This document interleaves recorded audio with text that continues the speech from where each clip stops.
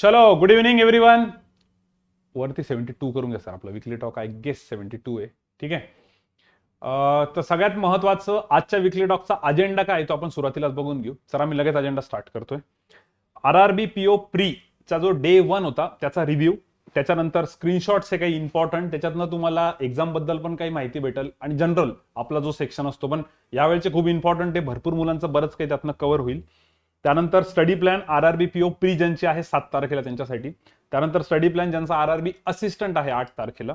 आणि त्यानंतर SBI ची जी आपली मच अवेटेड आहे प्रीची एक्झाम औरंगाबाद आणि नाशिक सेंटरवाल्यांची, आणि ज्यांची झालेली त्यांच्यासाठी मेन्सचं काय करायचं. ठीक आहे. कारण आता असे काही मुलं असतील ज्यांची RRB पण होऊन गेली, SBI पण होऊन गेली आणि आता फक्त SBI ची मेन्स बाकी आहे. ठीक आहे. आणि RRB असिस्टंट आहे पण त्याचा एवढं काही इश्यू नाही, त्याच्याबद्दल डिस्कस करू. त्यानंतर ब्रेक ड्यू टू कोरोना. ठीक आहे. कोरोनामुळे भरपूर मुलांच्या ब्रेक पडला अभ्यासात किंवा काही दुसऱ्या इश्यूजमुळे, मग ते म्हणतात आमचा ब्रेक पडला तर आम्ही स्टार्ट कसं करू, त्याच्याबद्दल डिस्कस करू. त्यानंतर जे जॉबवाले आहेत, वर्किंगवाले आहेत, त्यांनी पण RRB POचा पेपर दिला, त्यांच्यातले काही जणांचे फीडबॅक आलेले आहेत. आणि सगळ्यात शेवटी आपलं नेहमीचं मोटिवेशनल व्हिडिओज आणि पिक्स जे तुम्हाला टेलिग्रामवरती या व्हिडिओच्या खाली भेटून जातील. हा व्हिडिओ टेलिग्रामवरती पण याच दिवशी अपडेट होईल. तुम्ही डेट बघून घ्या, 2 ऑगस्ट. तर 2 ऑगस्टला टेलिग्रामवरती जायचं, तिथं ते सगळे व्हिडिओज येऊन जातील. रात्रीपर्यंत येतील ते व्हिडिओ, संध्याकाळी अपलोड होईल. चालेल सर, डन. चला मग आपण स्टार्ट करू. RRB PO प्री डे 1चा रिव्ह्यू. ठीक आहे. सो रविवारी पेपर झालाय बघा RRB PO प्रीचा, आणि त्याचा आपण दरवर्षी किंवा दरवेळेस असं करतो की पहिली शिफ्ट झाली की त्याचा रिव्ह्यू देतो आणि मग पूर्ण दिवसभरातल्या 4ही शिफ्टचा रिव्ह्यू देतो. ठीक आहे. बट काल अनफॉर्च्युनेटली असं झालं, एक तर मी आउट ऑफ स्टेशन होतो आणि यस सर होते इथे, पण अनफॉर्च्युनेटली इंटरनेट नव्हतं. ठीक आहे. त्याच्यामुळे रिव्ह्यू सरांचा कॅन्सल झाला, जो की आज आपण पोस्टपोन केला होता. पण आज पोस्टपोन केला होता, पण सरांचं म्हणणं होतं की तुम्ही तसाही विकली टॉक आहेच मंडेला, मग स्पेशल सेशन घेण्यापेक्षा तुम्ही विकली टॉक मध्येच कव्हर करून टाका, कारण की तोपर्यंत पोरांनी दम नाही धरला. भरपूर जणांनी यस सरांसोबत डिस्कशन केलं होतं. मग ते म्हणजे आता तसं ॲज सच काही वेगळं राहिलेलं नाही. माझे पॉईंट्स मी तुम्हाला सांगून देतो, तेवढे फक्त मुलांपर्यंत कन्वे करा. तर सगळे पॉईंट्स आपण इथे डिस्कस करू. अदरवाईज हे कालचंच सेशन होतं, त्यामुळे ज्यांना ज्यांना असं वाटतं की सर तो व्हिडिओ प्रायव्हेट झाला का किंवा काही गडबड झाली का, तर RRB PO प्री डे 1च्या रिव्ह्यूचा जो व्हिडिओ होता तो तुम्ही विकली टॉकमध्येच आता कव्हर करून घ्या आपण इथे. ठीक आहे. सो ओव्हरऑल कसं झालंय बघा, फर्स्ट शिफ्ट जी आहे ती 4ही शिफ्टमध्ये, फर्स्ट सेकंड थर्ड फोर्थ 4ही शिफ्टमध्ये फर्स्ट शिफ्ट ही सगळ्यात इझी शिफ्ट आहे असं म्हटलं जातंय. बरं सर, हा पहिले तर रिव्ह्यूवरती किती ट्रस्ट करावा किंवा किती स्केलवरती रिव्ह्यू चेक केलेला आहे, किती मुलांबरोबर डिस्कशन केलेलं आहे. तर आता जर का आम्ही रिव्ह्यू खूप लवकर दिला असता कालच, ठीक आहे, जे की दरवेळेस देतो आपण, तर त्यावेळेस थोडे सिलेक्टेड मुलं असतात. पण आता आज देतोय तर आजपर्यंत खूप जास्त मुलांसोबत डिस्कशन झालं, कारण सगळे मेसेजेसचे रिप्लाय झाले. म्हणजे आज अनफॉर्च्युनेटली म्हणा का फॉर्च्युनेटली म्हणा, दुपारी पण इंटरनेट नव्हतं. ठीक आहे. त्यामुळे दोन्ही लेक्चर मॅथचे ऑफ निघून गेले आणि त्या पूर्ण ह्याच्यात जेवढ्याही मुलांचे मिस कॉल्स होते, मेसेजेस होते, सगळ्यांसोबत मॅक्झिमम ज्यांना आम्ही जवळून ओळखतो प्रत्येक शिफ्ट मधल्या मुलांसोबत डिस्कशन करून या रिव्ह्यू पर्यंत पोहोचतोय. त्यामुळे तुम्ही याच्यावरती जास्तीत जास्त ट्रस्ट ठेवू शकता. आणि स्टुडंट्स पण असे रँडम नाही आहेत. जसं की मागच्या वेळेस मी तुम्हाला सांगितलं होतं बघा, काही जणांनी म्हटलं होतं की सर असं होऊन जातं म्हणे की त्या मुलांनाच काही माहित नसतं म्हणे, त्यांच्याकडनं आम्ही रिव्ह्यू घेतो. तसं नाही होते. तर आपण अशा स्टुडंट सोबत रिव्ह्यू घेतलेला आहे ज्यांना बऱ्यापैकी आम्ही ओळखतो. ठीक आहे. आणि नवीन स्टुडंटचा पण रिव्ह्यू घेतलेला आहे त्यांचं एक ऐकण्यासाठी. तर मॅक्झिमम मुलांपर्यंत रिव्ह्यू घेतलेला आहे. कारण मी हे एवढं एक्सप्लेनेशन कशामुळे दिलं, कारण अंकुश देसाईचं म्हणणं होतं की सर तुम्ही लाईव्ह घ्या, म्हणजे लाईव्ह मध्ये आम्हाला कळल की एक्झॅक्टली किती मुलांनी कशा अटेम्प्ट केलेले. त्यासाठी एखादा पोल पण घेऊ शकतो. तुम्हालाही माहिती आहे पोल बिल मध्ये पोरांना काही गोळ्या मारून देतात, किंवा असं जरी कमेंट करा म्हटलं त्यांना असं वाटतं की आपली इमेज चांगली राहावी म्हणून ते कमेंट जास्त टाकतात किंवा म्हणजे अटेम्प्ट जास्त टाकतात. तर मला वाटतं की तुम्ही त्याच्यापैकी आता अंकुश झाला किंवा शिफ्टमध्ये कोण कोण होतं, श्रद्धा केदार होती, शिल्पा होती, त्यांचा पूर्ण ग्रुप होता, शुभांगी होती, त्याच्यानंतर इकडे व्यंकट होता, स्वप्नील कांबोज होता. तर या सगळ्यांना विना होती, भरपूर जणांना आपण बऱ्यापैकी ओळखतो बघा. तुम्ही यांच्या नावं पण रेग्युलर युट्यूबवरती ऐकलेले, राईट. तर या आणि जे रेग्युलर फीडबॅक देतात, आणि हे 3-4 जण नव्हते, खूप जण होते. मी सगळ्यांच्या नावं नाही घेते, जस्ट मला जसे नावं लक्षात आले तसे. तर या सगळ्यांसोबत रिव्ह्यू घेतलेला आहे मी, त्यांच्याशी डिस्कशन केलेलं आहे. त्यामुळे तुम्ही त्याबद्दल एकदम निश्चिंत राहा. ठीक आहे. म्हणून मला वाटत नाही की लाईव्हची गरज पडेल, नाही तर त्याचं म्हणणं तर आज लाईव्ह घ्या म्हणून. क्लिअर. मग आता याच्यामध्ये सर 4ही शिफ्टमध्ये जी पहिली शिफ्ट होती ती सगळ्यात इझी शिफ्ट होती चौघांमध्ये असं म्हटलं जातंय. पण ती शिफ्ट पण तेवढी इझी नव्हती जसं मुलांना असं वाटतं. तर इझी टू मॉडरेट लेवल होती. पण 4ही शिफ्टच्या कंपॅरिझन जर केलं की चौघांमध्ये सगळ्यात इझी कोणती, तर पहिली शिफ्ट असं म्हटलं जाते. ठीक आहे. मग आता लगेच पहिल्या शिफ्ट मधल्या मुलांचे अटेम्प्ट खूप जास्त पाहिजे का किंवा खूप कमी पाहिजे का, असं काही नाहीये. त्याच्यात पण कसं आहे, कधी कधी मुलं जास्त अटेम्प्टच्या चक्करमध्ये चुका करतात, आणि पहिल्या शिफ्टमध्ये जरी कमी अटेम्प्ट असेल तरी काही इश्यू नाही जर ते अॅक्युरेट असेल तर. ठीक आहे. तर त्याबद्दल आपण डिटेलमध्ये बोलू. तर 4 शिफ्ट होत्या. पहिली शिफ्ट अशी, फोर्थ शिफ्टमध्ये जे होतं, चौथी शिफ्ट, त्याच्यामध्ये एक डीआय आणि एक केसलेट बऱ्यापैकी लेंदी होता. डीआय तर मोस्टली कळत नव्हता काही जणांना, आणि ज्यांना कळालं त्यांना लक्षात आलं की यार खूप लेंदी म्हणून. तसंच सेकंड शिफ्ट जी होती, सेकंड शिफ्ट मधला डीआय तर बऱ्यापैकी कळालंच नाही. पर्सेंटेज आहे का तो सिम्बॉल आहे, काय कन्सिडर करायचं, त्याच्यामध्ये खूप वाद झाले मुलांचे. तर सेकंड शिफ्टमध्ये फक्त एक डीआयचा इश्यू होता, पण फोर्थ शिफ्टमध्ये एक डीआय आणि एक केसलेटचा थोडासा इश्यू होता, जे की लेंदी होते. मग त्या शिफ्टमधल्या भरपूर मुलांनी वर्ड प्रॉब्लेम केले, त्याच्यामुळे त्यांचा अटेम्प्ट व्यवस्थित मॅनेज झाला. थर्ड शिफ्ट जर बघितली तर थर्ड शिफ्टमध्ये पण थोडा लेंदी पेपर होता डीआयचा, असं बरेच जण म्हणत होते. त्याला मला असं वाटतं रिझन हे की त्यात रॉंग नंबर सिरीज होती. ठीक आहे सर, शिफ्ट वाईज कसं कसं काय काय होतं तुम्हाला शॉर्टमध्ये सांगतो. प्रत्येक शिफ्टमध्ये 10 ते 11 मार्कचं बेसिक विचारलेलं होतं. 10 ते 11 मार्क, काही ठिकाणी 11 मार्कचं होतं, काही ठिकाणी 10 मार्कचं. त्याच्यामध्ये बघा, पहिल्या शिफ्टमध्ये क्वाड्रेटिक इक्वेशन आणि मिसिंग नंबर सिरीज यांचं कॉम्बिनेशन होतं. सेकंड शिफ्टमध्ये सिम्प्लिफिकेशन आणि रॉंग नंबर सिरीज यांचं कॉम्बिनेशन होतं. थर्ड शिफ्टमध्ये क्वाड्रेटिक इक्वेशन आणि रॉंग नंबर सिरीज यांचं कॉम्बिनेशन होतं. फोर्थ शिफ्टमध्ये क्वाड्रेटिक इक्वेशन आणि मिसिंग नंबर सिरीज याचं कॉम्बिनेशन होतं. आता रॉंग नंबर शिफ्टला केसलेट खूप इझी आली होती. ठीक आहे, जस्ट रेशोची ती मला केसलेट ॲज इट इज स्टुडंटने पाठवलेली आहे. फक्त फर्स्ट शिफ्टची थोडी केसलेट ट्रिकी होती असं त्यांचं म्हणणं आहे, आणि एक लास्ट शिफ्टची थोडीशी. आता कसं हे डिपेंड करतं, त्यांनी पण इतकं भारी डोकं लावलंय ना. आता फर्स्ट शिफ्टचं बघा तुम्ही, त्याच्यामध्ये काय केलं त्यांनी, सिम्प्लिफिकेशन सोपं देऊन टाकलं, म्हणजे बेसिक सोपं दिलं, पण मग तिथं थोडीशी केसलेट ट्रिकी देऊन टाकली. ठीक आहे, आता काही जण म्हणतील सर आम्ही फर्स्ट शिफ्टची केसलेट तर बघितली बँकर्स अड्डाच्या पीडीएफ मध्ये किंवा एम्बिशियस बाबाच्या पीडीएफ मध्ये किंवा अजून कुठेतरी. तर आता मी हर्षदा सोबत बोलणं झालंय, ELCला तिने सगळ्यांसोबत तिथे पण डिस्कशन केलं. फर्स्ट शिफ्टची जी केसलेट आली होती ना, ती केसलेट ऍक्च्युअली मेमरी बेस्ड पेपरमध्ये नाहीये. आणि असं होतं, त्यांना आपण ब्लेम नाही करू शकत. ज्यांनी कोणी मेमरी बेस्ड पेपर बनवले, आता बँकर्स अड्डाने मेमरी बेस्ड पेपर बनवले, त्यांना ब्लेम नाही करू शकत आपण. कारण की त्यांनी कसं केलं, आता समजा एक्झाम्पल म्हणून मी समजा एक्झामला गेलो आणि मला जर असं कळालं की एक इंटू 2+2 इंटू 2+2 इंटू 2+2चं लॉजिक आहे, इंटू 2+2चं. ठीक आहे, तर मी येऊन काय सांगाल, यार इंटू 2+2चं एक लॉजिक आलं होतं, नंबर नाही आठवत ना. मग नंबर नाही आठवते तर समोरचा टीचर काय करेल, नंबर स्वतः बनवून घेईल, 10 घेऊन टाकेल. 10 इंटू 2+2, 10 इंटू 2+2 22, 22 इंटू 2+2 46, 42 इंटू 2+2 94, असं तो सिरीज बनवून टाकेल. राईट, तर लॉजिक बरोबर राहू शकतं, आकडे थोडेसे चेंज होतात. कधी कधी आकडे लक्षात असतात, तर मग त्याच्यावर लॉजिक थोडंसं इकडे तिकडे डेव्हलप करून घेतात. तर मी म्हणतोय की मेमरी बेस मधले सगळ्याच गोष्टी जसं तसं राहतील, बरोबर नाहीये. आणि त्यांचं काही चुकीचं पण नाही, कारण तुम्हाला जरी मेमरी बेस म्हटलं, तुम्ही पेपर देऊन आले आणि तुम्हाला म्हटलं सांगा काय काय होतं पेपरमध्ये, सगळ्यांना थोडी 35 क्वेश्चन किंवा जे काय 45 क्वेश्चन 40 क्वेश्चन आठवतील, सगळ्यांना नाही आठवणार ना. त्याच्यामुळे फर्स्ट शिफ्टची जी मेमरी बेस्ड मधली जी केसलेट होती, ज्याला बरेच जण ब्लेम करताय की एवढी सोपी केसलेट नव्हती, अवघड होती, तर ती केसलेट भरपूर जुन्या मुलांनी डिस्कशन केली आणि त्यांनी मला पाठवून पण दिलेली. तर ती केसलेट मी या अपकमिंग जो काय आपला लाईव्ह सेशन राहील कॉन्टचं युट्यूबवरती, ज्याचा 7 तारखेच्या मुलांनाही फायदा होईल आणि तुम्ही तुमची क्रॉस चेक करू शकता. काही जणांनी फोर्थ शिफ्टची पाठवली होती, सर ॲज इट इज आहे म्हणे एकदम, ती पण घेऊन टाकू आपण, एक इझी एक डिफिकल्ट, काहीच प्रॉब्लेम नाही. सो बेसिकली माझं याच्यापुढे नेहमी म्हणणं आहे की मेमरी बेसमधले काही क्वेश्चन्स थोडेफार इकडे तिकडे असतात. आता काही जण म्हणत होते की मिसिंग नंबर सिरीज ज्या व्हायरल होत आहेत त्या कदाचित तेवढ्या बरोबर नाहीये, किंवा काही म्हणत होते क्वाड्रेटिक इक्वेशन तर सर आलेच नव्हते, रिकामे व्हायरल होत आहे. तर थोड्याफार इकडे तिकडे गोष्टी होतील, तुम्ही एवढं काही माइंड नका करू. पण एक आयडिया येते तुम्हाला रिव्ह्यूवरनं की यार असं असं विचारलं. आता ज्यांचा पेपर 7 तारखेला त्यांना काय फायदा आहे, त्यांना कळून गेलेलं आहे की 10 ते 11 मार्कचं बेसिक विचारताय, 2 डीआय सगळ्या शिफ्टला फिक्स आहे, एक केसलेट सगळ्या शिफ्टला फिक्स आहे, आणि बाकी सगळे वर्ड प्रॉब्लेम आहे. डीआयचे क्वेश्चन मात्र 6 विचारलेले होते त्यांनी. बेसिक 11 मार्क्स म्हणजे झाले 23, केसलेट काही ठिकाणी 3 मार्कला, काही ठिकाणी 5 मार्कला. मग त्याच्यामुळे वर्ड प्रॉब्लेम काही ठिकाणी 12 मार्क, काही ठिकाणी 14 मार्क, काही ठिकाणी 15 मार्कचे वर्ड प्रॉब्लेम होते. पण एवढं क्वांटिटी 1 क्वांटिटी 2 किंवा क्वांटिटी 1 क्वांटिटी 2 किंवा डेटा सफिशियन्सी असं काही दिसलं नाही मॅथ्समध्ये. ठीक आहे, हा एक ओव्हरऑल रिव्ह्यू होता.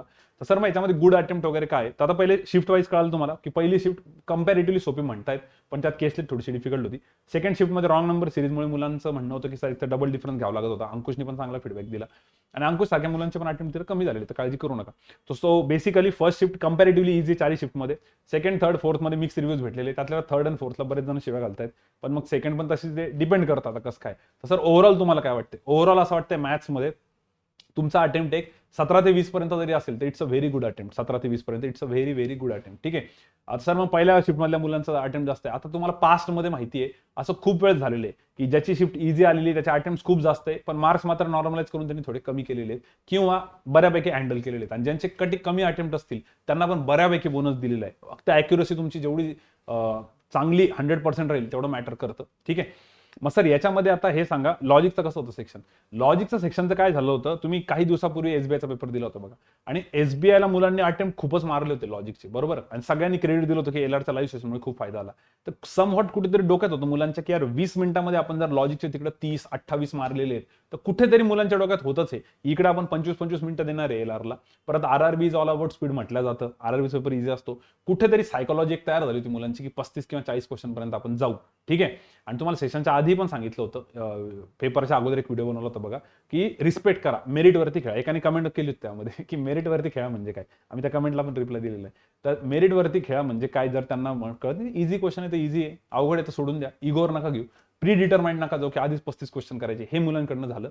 त्याच्यामुळे सरप्राइझिंगली म्हणा का शॉकिंगली म्हणा, लॉजिकचा अटेम्प्ट प्रत्येक जणांनी सांगितला 28, 25, 23, 29, पण मुलांना कुठेतरी एक थोडंसं हे वाटतच होतं यार, नाही थोडंसं रिग्रेट होतं की नाही सर एवढा नव्हता झाला पाहिजे, थोडा अजून झाला पाहिजे होता सर. पण एक ॲव्हरेज अटेम्प्ट किती आलेला आहे, ॲव्हरेज जर बघितला ओव्हरऑल मुलांचा, तर 25 ते 30 मध्ये ती विंडो तयार झालेली आहे, 25 ते 30 ची. काही जणांची 25 पेक्षा कमी झालेली आहे, कारण त्यांना कळून गेलं की यार एलआर थोडंसं लेंदी चाललंय, तर त्यांनी मॅथ्समध्ये थोडासा जोर लावला.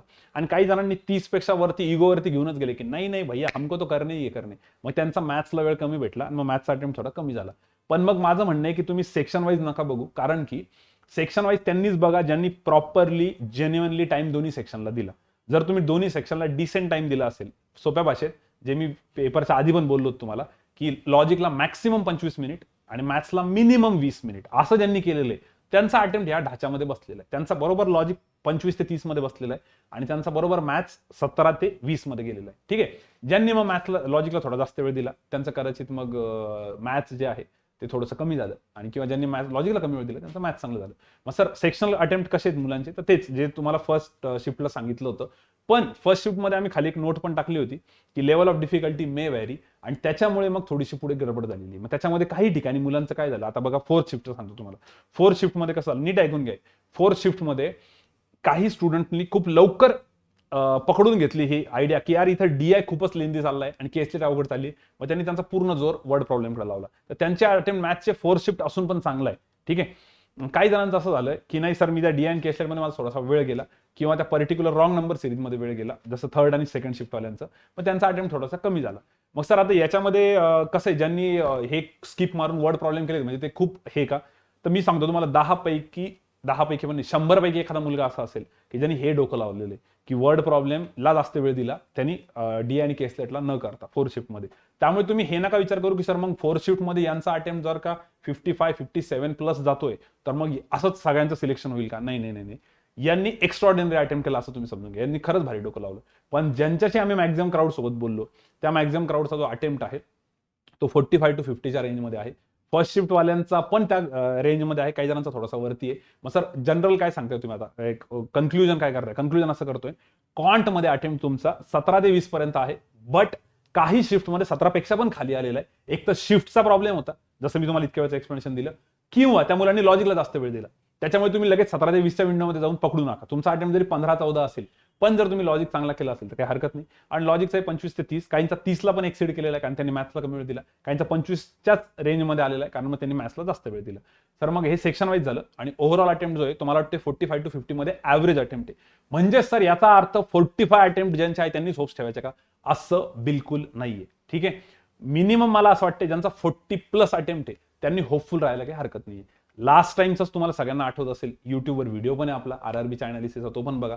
41 अटेम्प्ट होते आणि त्या मुलाचं आज फक्त प्री नव्हती निघाली, त्याचं आज सिलेक्शन पण झालेलं आहे. वैभव कंठाळे. ठीक आहे. अरे सर इधर ले लो आरआरबी का पोस्टर, एकच सेकंड लगेच प्रूफ दाखवून देतो तुम्हाला. हा ह्या साईडला आहे का, सेकंड वाला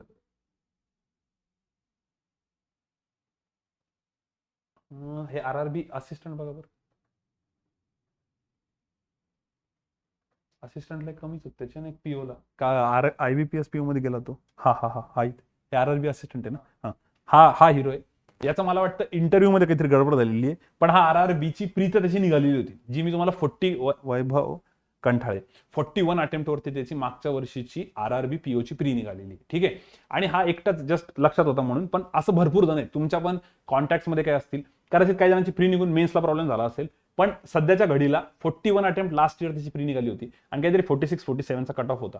ठीक आहे, 41 अटेम्प्ट वरती प्री निघालेली होती आणि ज्यावेळेस त्याचा पेपर झाला होता त्यावेळेस त्यांनी या पेपरच्या होप सोडल्या होत्या आणि त्याच्याशी कनेक्टेड बाकीचे भरपूर पेपर्स होते पुढे बघा. तर पुढच्या पेपरचा अभ्यास करा असं सांगितलं होतं. तर माझं असं मत आहे की ज्यांचं 40+ अटेम्प्ट आहे त्यांनी होपफुल राहायला काहीच हरकत नाहीये.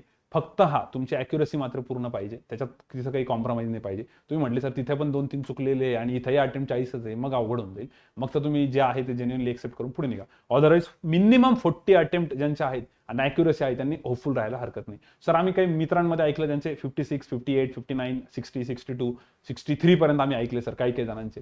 काहीच लोड न घेऊ, त्यांनी एकतर चांगला अटेम्प्ट केलेला आहे पण त्यांच्या अटेम्प्टनुसार तुम्ही तेवढे करायला पाहिजे असं काही नाही किंवा त्यांच्या ते फेवरमध्ये गेलेले. आता काही जणांचं खरंच झालं ना, काही जण म्हणजे सर आम्ही केसलेटला व्यवस्थित सॉल्व्ह केलं आणि खूप लवकर बसून गेली कारण सेकंड शिफ्टची केसलेट खूप सोपी होती. फक्त फोर्थ शिफ्ट आणि फर्स्ट शिफ्टवाले केसलेटला थोडी जास्ती बोंब मारताय.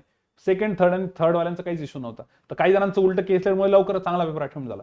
तर मला असं वाटतं की तुम्ही आता बॉटम लाईन हे बघा, मी शिफ्ट वाईज तर मुद्दाम सगळं डिटेलमध्ये बोललो कारण प्रत्येकाला रिलेट होईल थोडंसं कसं होतं. पण जर शिफ्ट वाईजचा आपण इश्यू काढला बाजूला आणि जर ओव्हरऑल विचार केला तर मिनिमम 40 अटेम्प्ट प्लस वाल्यांनी होपफुल राहायला काही हरकत नाही, चुपचाप अभ्यास करायचा. आणि सर ज्यांचे 40 पेक्षा कमी अटेम्प्ट आहे त्यांना पण तसंही मेन्सचं करणंच आहे कारण तुम्ही किती वर्ष प्रीचं करणार आहे. तुमच्याकडनं स्वतःहून ब्लंडर झाली म्हणून तुम्ही कॉम्पिटिशन मधनं बाहेर निघत आहे. दॅट डज नॉट मीन की तुम्ही प्रीचंच प्रिपरेशन आता परत चालू करावं. नाही, तुम्हाला तरी पण मेन्सचं करायचं होतं. जे नवीन होते ज्यांचा अटेम्प्ट 40 पेक्षा कमी आहे मग त्यांनी प्रीवर थोडा जास्त जोर लावून मेन्सचं पण करायला पाहिजे. तुम्हाला पॉईंट कळाला का? हे बघा, तुम्हाला जर आता 2च ऑप्शन आहे, तर प्री निघेल किंवा नाही निघणार. ज्यांचा पेपर झालाय प्री निघाली तर तसंही मेन्स करणे आणि प्री नाही निघाली पण तुमच्या मिस्टेकमुळे किंवा एखाद मार्क निघाली तर याचा अर्थ असा थोडी की तुम्हाला मॅथ्समध्ये काहीच येत नाही, तुम्हाला लॉजिकमध्ये काहीच येत नाही, तुम्हाला परत थोडी ना प्रीचं करायचंय. ठीक आहे, तो दिवस तुमचा नव्हता म्हणून 2-3 मार्क इकडे तिकडे झाले असतील पण तरी पण तुम्हाला मेन्सचं करूनच ठेवायचं आहे. त्याच्यामुळे एनिवे तुम्ही मेन्सच करायला पाहिजे. फक्त ज्या मुलांचं थोडं वीक प्रिपरेशन आहे प्रीसाठीचं त्यांनी मात्र मग थोडा प्रीला जास्ती जोर लावा, मेन्स थोड्या दिवसांसाठी राहू द्या. तसे आरआरबी असिस्टंट आहेच पुढे, आरआरबी असिस्टंट पर्यंत तुमचा प्रीचा अजून कॉन्फिडन्स वाढून जाईल. बरोबर.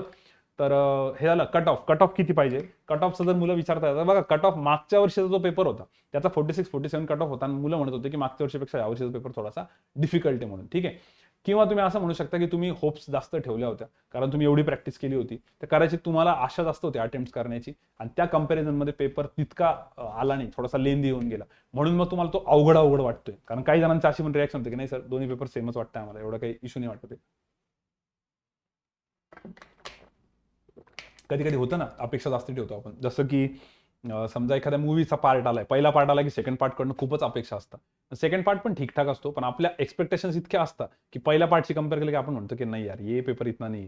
किंवा एखाद्या नॉवेलवरती मूवी बनते बघा, तर नॉवेल इतकी हिट झालेली असते की मग त्यांना मूवीकडनं अति जास्त अपेक्षा असतात आणि तेवढ्या मग मूवीमधनं अपेक्षा त्यांच्या पूर्ण होत नाही. त्यामुळे असं खूप वेळेस होतं की जे मुलं नॉवेल वाचलेली ज्यांनी ते म्हणतात की नाही नॉवेल चांगली होती, मूवी खराब होता.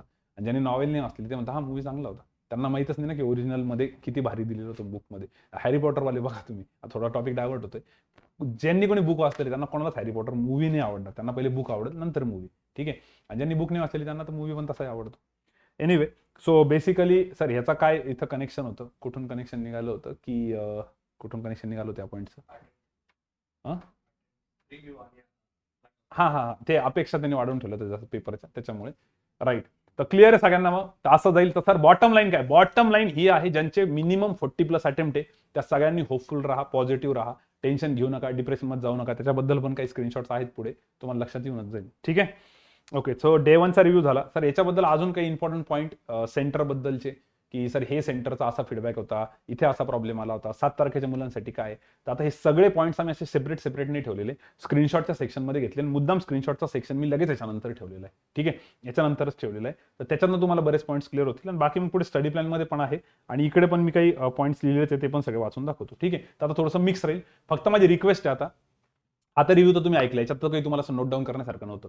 पण इथून पुढे जे आहेत आता याच्यामध्ये फीडबॅक भरपूर आहे. आता हा जो स्क्रीनशॉटचा सेक्शन आहे ना सर, त्याला आपण स्लॅश देऊन नंतर फीडबॅक पण नाव देऊ. ठीक आहे, तर फीडबॅक पण आहे. तर याच्यात मात्र आता तुम्ही पेन नोटबुक रेडी ठेवा. याच्यातून तुम्हाला काही ना काही पॉईंट्स भेटतीलच. हा, तुम्ही लाईक तर केलंच असणार, त्यात काही वाद नाहीये, पण लाईक केल्यानंतर हे व्यवस्थित नोट डाऊन करून ठेवा त्याच्यातनं काय पॉईंट्स तुम्हाला भेटताय. कारण की खूप मुलांचे मेसेजेस आले की सर जे आरआरबीच्या पेपरच्या अगोदर तुम्ही सेशन घेतलं होतं त्याचा आम्हाला खूप जास्त फायदा झाला. आणि डेफिनेटली तुम्हाला झालाच असेल, जरी तुम्ही कमेंट मला नसेल केली तर कमेंट बॉक्समध्ये लिहून पाठवा खरंच तुम्हाला किती फायदा झाला किंवा तुम्हाला कुठली गोष्ट अशी बेटर झाली जी माझ्या कदाचित स्क्रीनशॉटमध्ये आता कव्हर नाही होणार, ती कमेंट बॉक्समध्ये टाका. बाकीच्यांना फायदा होईल की अरे यार हे करायला पाहिजे. कारण हा व्हिडिओ हे स्टुडंट बघणारे ज्यांचा पेपर आहे पुढे. ठीक आहे. चला मग सांगतोय मी आता, फक्त ते नोटबुक व्यवस्थित नोट करून ठेवा. जे जे पॉईंट्स तुम्हाला वाटले ना प्लीज एका साईडला नोट करून ठेवा. ठीक आहे. व्हिडिओ बघत असताना तुम्हाला सगळं आठवतं की हा यार आपण असं करू तसं करू, नंतर मुलं विसरून जातात. तर स्क्रीनशॉट्स मी चालू करून देतो. ठीक आहे. एकच मिनिट सर थांबा. स्क्रीनशॉट्समध्ये मग हे पॉईंट मी सगळ्यात शेवटी घेतो, माझ्याकडे नोट डाऊन केलेले. पहिले स्क्रीनशॉट तुम्ही जे घेतलेले तेच घेतो. ठीक आहे. ओके. चालू करून द्या सर. पहिला योगेशपासून आहे ना. हां बघा आता इकडे तुम्हाला स्क्रीनशॉट दिसतील, पण सरांनी आता नवीन एक थोडीशी आयडिया केलेली आहे. सर म्हणे इकडे आम्ही मुलांना पण स्क्रीनशॉट दाखवू, आणि मी पण इकडे तेच वाचून दाखवणार. मी तिकडे बघत नाही, मला दिसणार नाही ते. योगेशचं म्हणणं आहे की सर फर्स्ट शिफ्टमध्ये कॉन्ट 23 आणि लॉजिक 28 झाले, टोटल 51.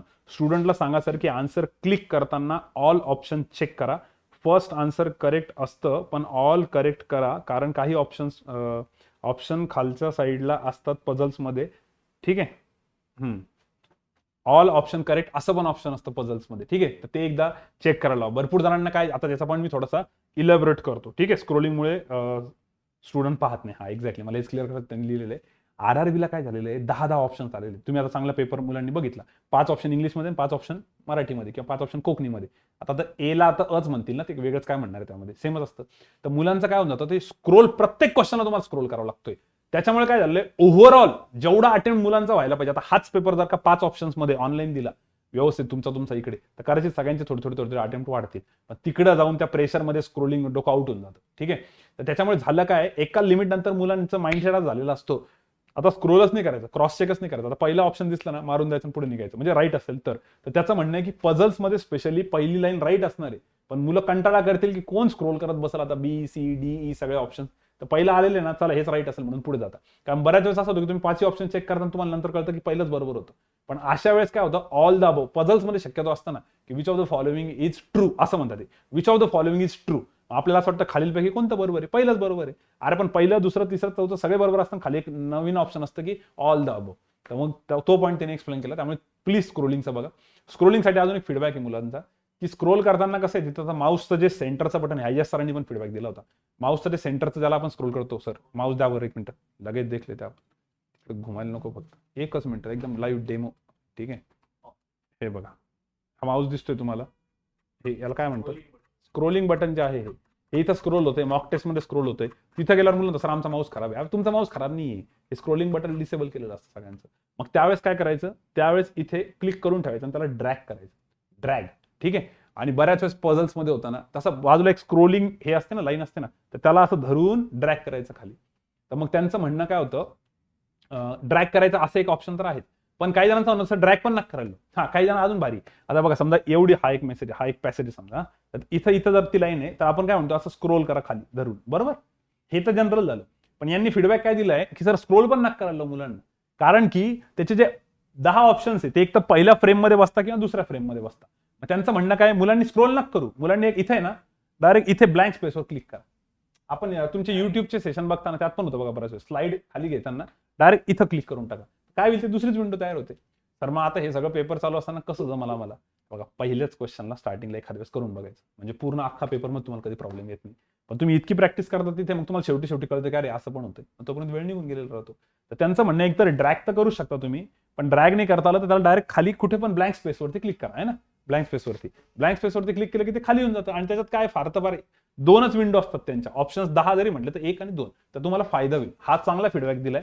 याला जर कोणाला अजून एक्सप्लेन करायचं असेल तर कमेंट बॉक्समध्ये टाकून द्या, म्हणजे बाकीच्यांना अजून फायदा होईल. चला सर पुढे जायचं. पुढचा कोणता आहे, वेळ मिळाला टाइमचा, तो पण घेतला ना.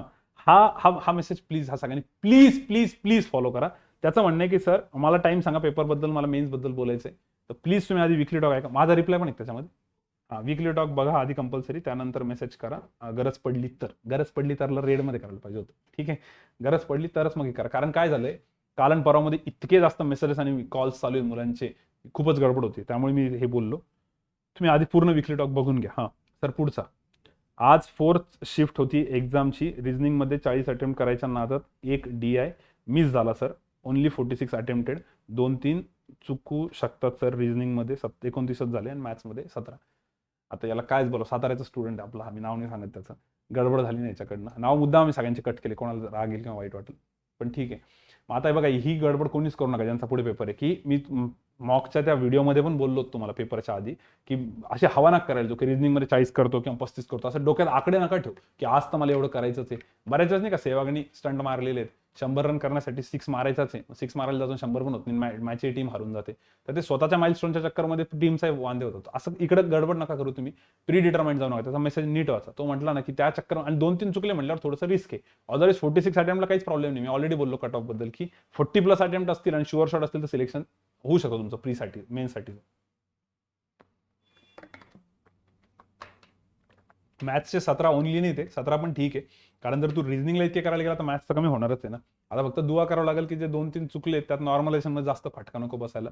अदरवाईज मला वाटतं की ठीक आहे, आता हे जे झालं ते झालं, ही चूक परत पुढे नको व्हायला आणि पुढच्या अभ्यासाला लागून जायचं. स्टडी प्लॅन तर मी पुढे सांगणारच आहे. ठीक आहे, तर पुढे 10:30ची शिफ्ट आहे RRB PO. ठीक आहे, हे टाइमपास आहे. जाऊ दे, पुढे घ्या. तुमचं नाव टाकून पेपर सुरू केला, असं काही स्टंट नका मारू तिथे. शिवम सर वगैरे नाव नका लिहू, गडबड होऊन जाईल. आणि ते वरती नाव लिहिलं होतं तसं काही नका करू. ठीक आहे, उगा तुम्हाला नंतर पुढे नको इश्यू व्हायला. पण ठीक आहे, चांगला अटेम्प्ट बघून तर बरं वाटलं लागलंय. चलो बाकी पुढचं सर एक थोडासा हे स्माइली झाल्याच आहे बघा, याला चांगले फटके दिले पाहिजे. नाव नाही सांगत मी, नाव पण मला माहिती आहे. तर खूप टेन्शन यायलं सर, काहीच सुचत नाहीये. खूप मेहनत केली होती आणि फक्त 50 अटेम्प्ट झाले सर. काय करावं? त्या रडक्या स्माइली. पहिली गोष्ट तो रडका ऍटिट्यूड घरी ठेवा. आणि दुसरी गोष्ट फक्त 50 नाही येते, ओनली 50 नाही भाऊ, 50 येते. खूप झाले या RRBच्या पेपरला, खूप झाले. भरपूर मुलांची रिॲक्शन होते, सर माझे 57 अटेम्प्ट झाले, खूप वाईट वाटत होतं, बाहेर आलो. आणि मग नंतर मुलांची रिॲक्शन बघून कळालं की अरे आपले 57 खूप आहे. तसं याचं 50ची गत आहे. त्यामुळे हे वीकली डॉक तुम्हाला गरजेचा होता, कारण आम्ही खूप मोठ्या स्केलवरती चेक केलेलं आहे. ठीक आहे, मुलं म्हणत होते पोल घ्या, पण पोलमध्ये पोर गोळ्याले मारता. पोलपेक्षा आता कसं आहे, जेन्युअन ज्यांच्याशी कॉन्टॅक्टमध्ये आहे ते, आणि हवा करणारे वगैरे असं काहीच नाही. आपल्यासोबत मुलं तेवढे फ्रीली आणि खरं खरं सांगतात. त्यामुळे मला वाटतं की 50 अटेम्प्टला पण ओके. काय काय हा देऊन टाका ना. फटके पण आणले सरांनी. हा हे स्पेशल फटके या युरोसाठी, की हे फक्त 50 शब्द वापरला म्हणून. 50 होते ते, 50 भरपूर होते.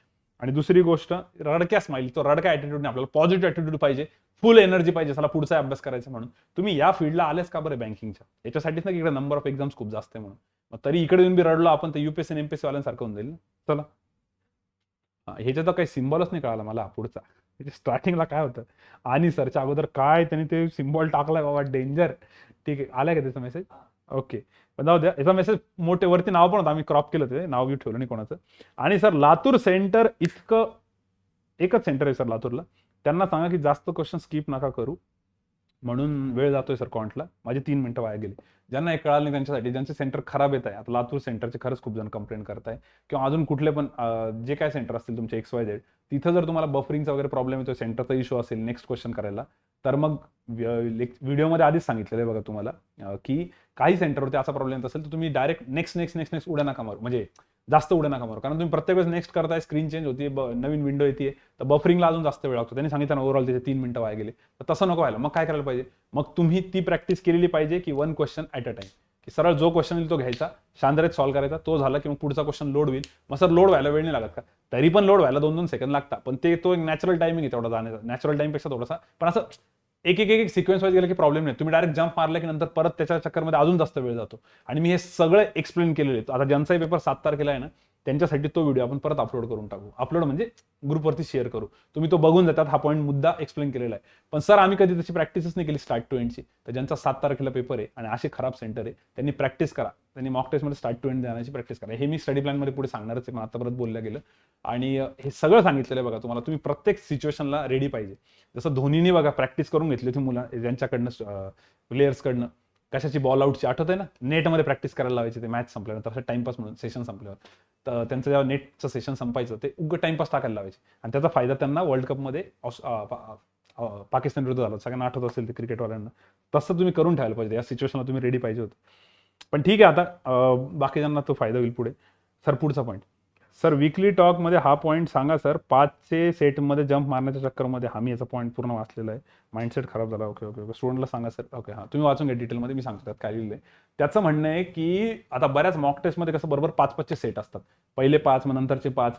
तर त्या हिरोनी काय केलंय, एक क्वेश्चन स्टार्ट झाला, समजा डायरेक्शन सेन्स दिसला, डायरेक्ट 5च्या जंप मारली. इनइक्वालिटीचा डायरेक्ट 5ची जंप मारली. तर त्याच्याने मिस्टेक झाली ना, कारण 5चं नसतात ना इनइक्वालिटी, कधी कधी 3च विचारतात, कधी कधी सिलॉजिझम 2 विचारतात, मग काही क्वेश्चन परत थोड्या वेळानंतर 2 विचारतात, अशी गडबड होते. त्याचं असं म्हणणं आहे की तुम्ही स्किप करायचं ना करा, पण 5-5च्या सेटमध्ये स्किप नका करू. मग सर स्किप कसं करायचं? डायरेक्ट नेक्स्ट करायचं ना. तिथून तुम्ही 5च्या सेटसाठी माऊस नेण्यापेक्षा तिथं दन दन दन नेक्स्ट करा, अर्ध्या सेकंदात नेक्स्ट होतं जर सेंटर चांगला असेल, व्यवस्थित असेल तर. त्याचं म्हणणं आहे 5-5च्या सेटमध्ये जंप नका मारू. मग सर पझल असेल तरी 5चे जंप नाही मारायचे का? बिलकुल नाही. काही काही पझल 3 क्वेश्चनचे, काही 4 क्वेश्चनचे, काही 5 क्वेश्चनचे, काही 6 क्वेश्चनचे पझल पण येतात बऱ्याच वेळेस. यावेळेस 6 आले की नाही माहित नाही, पण असं पण होतं. त्याच्यामुळे डायरेक्ट जंप नका मारू. काही काही पझल 2 क्वेश्चनचे पण देतील ते कधी कधी, काय सांगतात नाही, गेम करू शकता, बरोबर. आणि बरेच मिसलिनियसचे एक एक सिंगल क्वेश्चन मध्ये सुटून जातात अशा वेळेस, आणि आपल्याला वाटतं ते पझलमध्ये काय. तर तो पॉईंट चांगला मेन्शन केला त्यांनी, तर लक्षात ठेवा. ठीक आहे, ओके. आता बघा, कोडिंग डिकोडिंगवर एकच क्वेश्चन दिसलं, एकच क्वेश्चन, डिस्टन्स डायरेक्शनवरती एकच क्वेश्चन, त्याच्यामुळे गेम झाला. छोटे छोटे येऊ शकतात ना. मिसलिनियसमध्ये कोडिंग डिकोडिंग टाकून देतील एक सिंगल लाईनरची, जे प्रॉपर मोठी कोडिंग डिकोडिंग नाही, ते सुटून जातात ना, फुकटचे मार्क्स सुटतात ना. चला सर पुढचा. पुढचा घ्या सर, पुढचा वाचा तुम्ही आता. कायच बापरे. लातूर सेंटर एकदम भंगार होतं सर. इन्व्हिजिलेटरला काहीच माहित नव्हतं. सेंटर कसं बंद करायचं पाडायचं त्याच्याबद्दल सांगा. कायच बोलणार आहे आता. खूपच डेंजर कमेंट आहे, त्याचं फ्रस्ट्रेशन बाहेर निघतंय. तर सेंटर कसं बंद पाडायचं सांगा. म्हणजे आपण काही त्याचं असं काही हे नाही घेतलेलं कॉन्ट्रॅक्ट. फक्त माझं एकच म्हणणं आहे, ज्यांना ज्यांना सेंटरवरती प्रॉब्लेम आला किंवा ज्यांना असं वाटते पुढे येईल, त्यांनी काय करायचं, तिथे सगळ्यात शेवटी सेंटरवरती तुम्ही रिव्ह्यू टाकू शकता. तर जेन्युअनली ऑनेस्टली जो रिव्ह्यू वाटला तो रिव्ह्यू टाका. जो रिव्ह्यू वाटला तो टाका. मी बळजबरी सेंटरला बदनाम करा असं नाही म्हणते, कोणत्या सेंटरविरुद्ध आपलं काही ऑब्जेक्शन नाही आहे, पण तुम्ही जेन्युअनली रिव्ह्यू टाका. तो रिव्ह्यू टाकल्यानंतर एक IBPSला मेल करा पेपर झाल्यावर, की आमच्या सेंटरवरती असा असा प्रॉब्लेम झाला. थोडकी मोडकी इंग्लिश असेल तर काही जणांसोबत डिस्कस करा, थोडी इंग्लिश नीट करा, आणि ते इंग्लिश सेंटेन्सेस ते टाका. आणि IBPSला मेल करताना IBPSच्या वेबसाईटवरती कंप्लेंट अँड ग्रीव्हरन्सेस नावाचं एक ऑप्शन असतं, त्याच्यावरती क्लिक करायचं, कंप्लेंट टाकायची, मेल करायचा, आणि त्या मेलमध्ये तुमची एक्झामची डेट, तुमचा सिस्टीम नंबर, तुम्हाला जर आठवत असेल, ऑब्व्हियसली तुम्ही घरी हे घेऊन आले ना हॉल तिकीट, तर तुमचा सिस्टीम नंबर, तुमच्यावर कुठलीही कारवाई होत नाही, फक्त तेवढं ऑथेंटिक राहतं ते, आणि त्याचा फायदा होतो पुढे. असं मागे पण XYZ सेंटरबद्दल मुलांनी केलं होतं, आणि ते सेंटर नंतर बंद झालं. त्याच्यामुळे हा एवढा सांगतोय की सर सेंटर कसं बंद पाडायचं. आणि त्याच्या मागे मुलांचा थोडासा वाटा होता, त्यांनी विकली टॉकमध्ये अनाऊन्स करायला लावलं होतं, तर त्याच्यामुळे मी तसं बोलतोय. त्यामुळे ज्यांना ज्यांना जेन्युअनली प्रॉब्लेम वाटलं तेवढं करा. तुम्ही ही वाट नका बघू की सर जाऊ द्या ना, माझ्यासाठी तर सेंटर आलंच नव्हतं ते. अरे बाबा, पुढच्या वेळेस येईपर्यंत वाट नका बघू. ज्यावेळेस मागच्या औरंगाबादचं एक सेंटर बंद झालं तिथं असाच प्रॉब्लेम झाला होता. मुलांनी पहिले वेट केलं खूप की जाऊ द्या, आपलं सेंटर नाही लागत आहे, मित्राचा प्रॉब्लेम होतोय, आणि नंतर असं झालं, इतक्या एक्झाम्सच्या सेंटरवरती होत होत्या की प्रत्येकाचा कधी ना कधी तिथं पेपर येऊन गेला, आणि मग सगळेजण जागे झाले, मग सगळ्यांनी कंप्लेंट केल्या. तर तिथे पण करा सेंटरवरती. त्याच्यात इन्व्हिजिलेटरशी वगैरे तिथं वाद घालण्यात मजा नाही, कारण की त्यांचे पण हात बांधलेले असतील, त्यांना ऑर्डर आहे वरतून, तिथं आहे तसं कंडक्ट करतील. त्यामुळे तुम्ही तिथं कंप्लेंट याच्यामध्ये टाका. फक्त वर्स्ट सेंटर, बॅड सेंटर असं नका लिहू, त्याच्याने काही होणार नाही. प्रॉपर कमेंट करा जी तुम्हाला वाटली, जो जो प्रॉब्लेम झाला तो, माऊसचा प्रॉब्लेम आहे, ज्याचा काय प्रॉब्लेम असेल, डिस्प्लेचा प्रॉब्लेम आहे, स्क्रीन छोटी आहे, वॉट एव्हर जे काय असेल ते, बफरिंग होते, नेक्स्ट करायला प्रॉब्लेम येतोय, सेव्ह नाही होते पटकन, भरपूर इश्यूज असतात जे तुम्ही मला फोनवर सांगता, ते तिथं टाकून द्या, मेलमध्ये पण टाका आणि इथेही टाका. त्याच्याने नक्की फायदा होईल. आणि बऱ्याच वेळेस अशी पण एखादी तुम्ही लाईन त्यात टाकू शकता की ऍटलीस्ट मला नका देऊ असं सेंटर, असं जरी लिहिलं तर त्यांना कळतं थोडंसं की यार खरंच म्हणजे खूप जास्त इश्यू आहे हा. आणि बऱ्याच वेळेस मग सेंटर चेंज होऊन जातात. तर ज्यांचे सेंटर असे आलेले आहेत, फक्त नॉट ओन्ली लातूर, जिथे जिथे प्रॉब्लेम तिथे तुम्ही जेन्युइन फीडबॅक टाका. आणि दुसरी गोष्ट, एकदा याच वेळेला मी परत सांगतोय, ज्या ज्या मुलांचे सेंटर चांगले आलेले त्यांना पण माझी अपील आहे की त्यांनी सेंटरचा जेन्युइन फीडबॅक टाका, की सर सेंटर खरंच खूप भारी होते, तिथं टाकून द्या ना. आपल्या कमेंट बॉक्समध्ये टाका, मी असं नाही म्हणत आहे. तिथं एक्झाम सेंटरला टाका. मेल नाही केला सेपरेट IBPSला तरी चालेल, पण एक्झाम सेंटरला चांगला रिव्ह्यू द्या जर तुमचं सेंटर चांगलं होतं. बऱ्याच मुलांचा पेपर खराब जातो म्हणून फ्रस्ट्रेशन काढतात, तसं नका करू. तुम्हाला पेपर चांगला गेलाय ना, आयन डिजिटलचं सेंटर चांगलं होतं ना तुमचं, जे काय असेल ते तिथं टाकून द्या फीडबॅक, काहीच होत नाही. मी तर दरवेळेस त्यांना पूर्ण 5 स्टार देऊन येतो ज्यावेळेस मी पेपरला जातो. तर तेवढं करा खरंच, कारण चांगली सिस्टीम आहे, चांगल्या फॅसिलिटी भेटल्या, टाकायला काही हरकत नाही. चांगलाही फीडबॅक द्या, खराबही फीडबॅक द्या, जो काय असेल तो. ठीक आहे, चला सर पुढचा पॉईंट. RRB PO मध्ये 46 अटेम्प्ट झालेत सर. एका पझलमध्ये वेळ गेलाय. Any chances about mains? तुम्ही ऑलरेडी या क्वेश्चनचं उत्तर दिले. 40+ जरी अटेम्प्ट आहे तरी मेन्सचे चान्सेस आहेत. आणि जर समजा नाही जरी निघत आहे तुमचा, तरी तुम्हाला मेन्सच करणं आहे ना बाबा. तुमचे पुढचे पेपर आहेत ना, थोडी ना परत प्रीसाठी मागे लागणार आहे आपण बिल, बरोबर.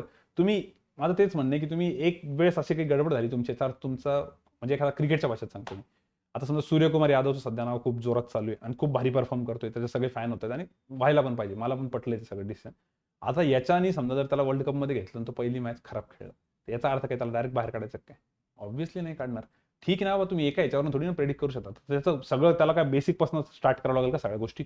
यार मला मॅचमधनं किंवा टीममधनं काढलं, समजा त्याचा एक पूर्ण टूरच खराब गेला. समजा वर्ल्ड कपमध्ये 3 मॅचेस खेळवलं त्याला, 3 मॅचेस समजा तो खराब गेला. 3 मॅचेस नंतर ते म्हणतील मॅनेजमेंट वाले खूप झाले, आता तू थांबून घे. ठीक आहे, त्याला थांबवलं. तर याचा अर्थ सूर्यकुमार यादव काय करेल, 3 मॅचेस फ्लॉप गेला म्हणजे परत सगळं बेसिकपासून स्टार्ट करेल का? नाही, ते पर्टिक्युलर मॅचचं प्रेशर, वर्ल्ड कपचं प्रेशर असेल कदाचित, त्याच्यामुळे झालं असेल काही. पण त्या एका याच्यामुळे त्याचं पूर्ण बेसिकवरती स्टार्ट करायला असं नाही, त्याचं मोमेंटम कंटिन्यू ठेवत. नो डाऊट बेसिक फॉलो केलं पाहिजे, पण इथं मी तुम्हाला असं नाही म्हणणार आहे की तुमचा 46 अटेम्प्ट आहे किंवा 40 अटेम्प्ट आहे किंवा तुमचा प्री नाही निघाली. समजा एखाद्याच्या 70 अटेम्प्ट करून प्री नाही निघाली, 70 तर कोणी केली नाही, समजा 60 पकडू आपण. एखाद्याने 60 अटेम्प्ट केलं, आरआरबी पीओची प्री नाही निघाली, तर काय सगळं थोडी ना बेसिक पासून स्टार्ट करणार आहे तो, 0 पासून नाही. तरी तो मेन्सचा अभ्यास करेल, फक्त पुढच्याच पेपर देताना थोडं कॉन्सन्ट्रेशनने पेपर देईल, एवढे तुक्के नाही मारणार जे तुम्ही तुक्के मारले असतील, बरोबर. या गोष्टी समजून घ्या आणि याचा सगळ्यांना सपोर्ट करा, एकमेकांना पण करा, थोडं एनर्जेटिक राहा. चला ठीक आहे. आणि सर ऑप्शन स्क्रोलिंग करण्यापेक्षा डायरेक्ट स्लाइडवरती खाली घ्यायचं, हां त्याचं तेच म्हणणं, स्क्रोल करून करण्यापेक्षा डायरेक्ट ब्लँक स्पेसवर क्लिक करायचं, तर जास्त फायदा होईल, बरोबर. ओके, पुढचा. Good morning sir, SBI clerk pre exam जी पोस्टपोन झाली आहे तेव्हा केव्हा होणार आहे, त्याचा काही अपडेट आहे का? आणि खाली त्यांनी लिहिलेलं आहे की 28-29 ऑगस्टला होणार होती, माझा एक मित्र आहे तिकडे कोणीतरी, ते फ्रेंड आहे वगैरे वगैरे. आपला हा हिरो येतो Girish Siddheshwar second online batch, तर त्यांचं नाव पण टाकलेलं आहे. तर आयॉन डिजिटलला तुझं गिरीश मेसेज आल्यानंतर लगेच विचारलं मी, त्यांचं म्हणणं आहे की 28-29ला आहे, पण एसबीआय अप्रेंटिसची एक्झाम आहे, एसबीआय ज्युनियर असोसिएटची नाही. आता जर तू अप्रेंटिसचा पण फॉर्म भरला असेल तर भाऊ तुझी एक्झाम आहे, पण ज्युनियर असोसिएटची औरंगाबाद सेंटरची एक्झाम 28-29ला नाही, ती बुकिंग नाही, ती अप्रेंटिसची. मग सर ती कधी, त्याच्याबद्दल त्यांनी काही सांगितलं नाही. इनफॅक्ट त्यांनी LIC आणि GIC दोन होत्या ना सर, त्याच्यावर लिहिलेलं असेल बघा त्या डायरीत, तेच असेल. LIC आणि GICची एक्झाम पण 28-29ला, 3 एक्झामच्या बुकिंग त्यांनी सेम डेटला सांगितलेलं आहे. ठीक आहे, आयॉन डिजिटलच्या.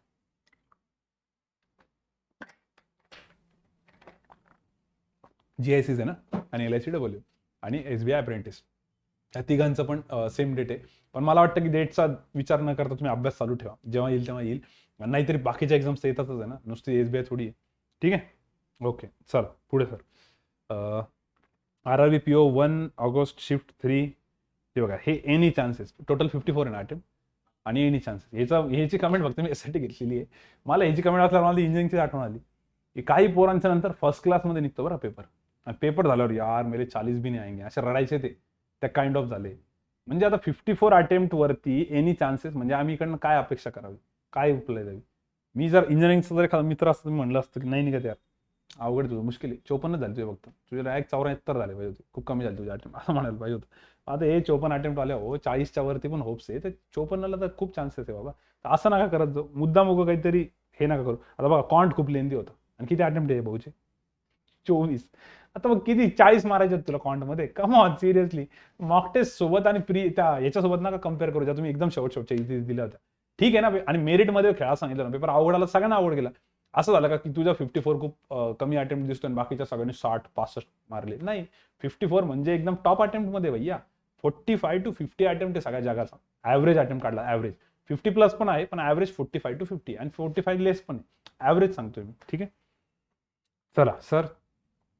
टेलिग्रामला एक्झॅक्ट केसेस पाठवली 4th शिफ्टची, घेऊन टाकू आपण ती पुढच्या लाईव्ह सेशनमध्ये. 4th शिफ्टची आणि 1st शिफ्टची दोन्ही केसलेट घेऊन टाकू, आणि ज्यांनी त्याच्या आधी पाठवलेले त्या बिचारांना वेट करावं लागेल. कोणत्या, जे जुने तुमचे डाऊट्स वाल्यांना, आणि एकदम ताज्या केसलेट आहे ना, आधी घेऊन टाकू. सर पुढचं दाखव, हे पण एकदम कॉमेडी आहे.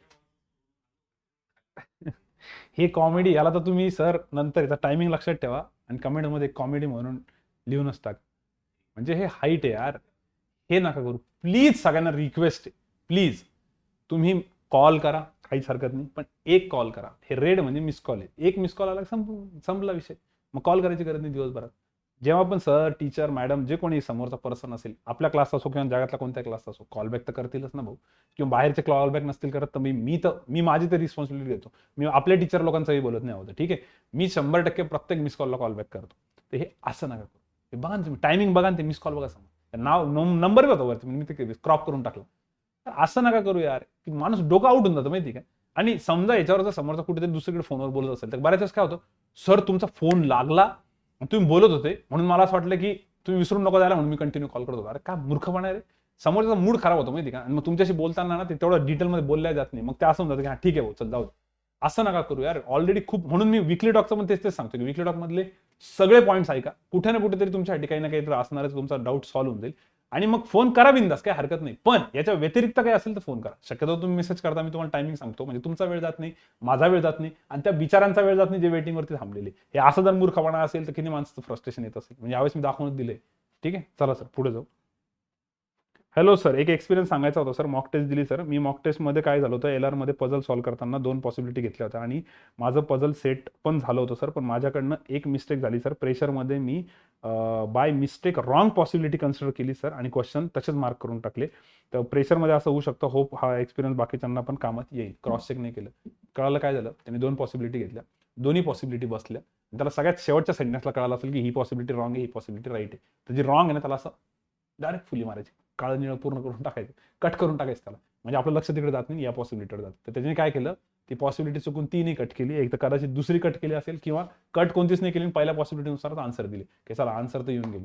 अरे पण कधी कधी एंड होतात. जसं ते आपण त्या दिवशी बघत नव्हतो का, एखादी सायकलची रेस असते बघा, सायकलची रेस सायकलिंगच्या आधीच सेलिब्रेट करायला लागतं बघा, जिंकलो म्हणून. आणि नंतर कोणतं दुसरं एंडला येऊन जातं, पुढे निघतं. तर फिनिश पण करा, एंडपर्यंत पूर्ण करा, गडबड नका करू. पझल बसलं म्हणून खुश झाले.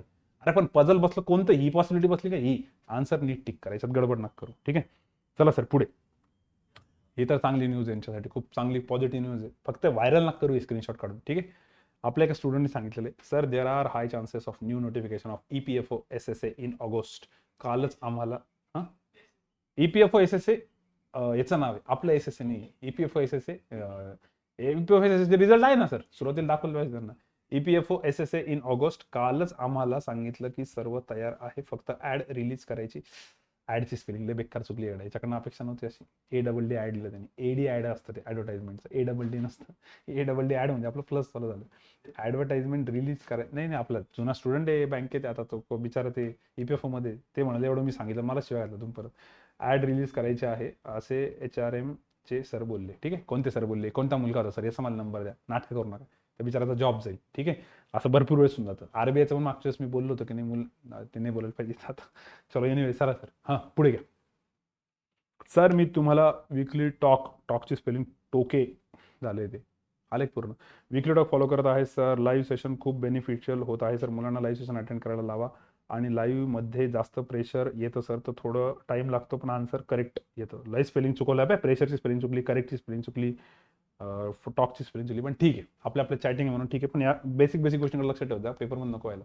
त्याचं म्हणणं होतं लाईव्ह सेशन सगळ्यांना करायला लावा, फायदा होतोय. दरवेळेसच होते, पण यावेळेस आम्ही काय विचार केला, मुलांना ते साईड बाय साईड चालू राहील बाबा सरांचे स्क्रीनशॉट्स, म्हणून मी तसं घेतलेलं आहे, अदरवाईज काही रिझन नाही. तर प्लीज लाईव्ह सेशन करा सगळ्यांनी. ओके, लाईव्ह सेशन कसं अटेंड करायचं, काय करायचं, ऑफिशियल नंबरवरती हे करा. 95चा नंबर आहे बघा, 95चा कुठे गेला, हा इथं, हा 95चा नंबर आहे. याच्यावर टेलिग्रामला मेसेज करायचा की मला लाईव्ह सेशनला ऍड करा, कुठला सब्जेक्ट काय ऍड करायला लावायचं ते ऍड करून देतील. आणि थोडासा दम धरायचा, मेसेज केल्यावर 1-2 दिवसात ऍड करतील, लगेच पुढच्या सेकंदाला नाही करणार. चला सर पुढची. चालेल सर, थँक्यू. आणि एक सजेशन आहे सर, जे राईट हँडेड आहेत त्यांना यांनी लई स्टंट मारला. मी स्वप्नीलने सांगितलं तुम्हाला, कोणता स्वप्नील, सरनेमने सांगितलं तुम्हाला. ठीक आहे, ते तर ऐकतच असतील विकली टॉक, आणि त्यांचे मित्र पण ऐकत असतील. ठीक आहे, पूर्ण गँग ॲग्रीवाले ते बरंच रिव्हील केले ना, जास्त नाही करत. त्यांनी कशी प्रॅक्टिस केली होती RRBची, किंवा केलेली, अजून त्याचा पेपर व्हायचा बाकी असेल किंवा झाला असेल, मला माहित नाही. ते राईट हँडेड आहे, ते पेपरची प्रॅक्टिस असं करता, लेफ्ट हँडने माऊस पकडता आणि आन्सर टिक करता.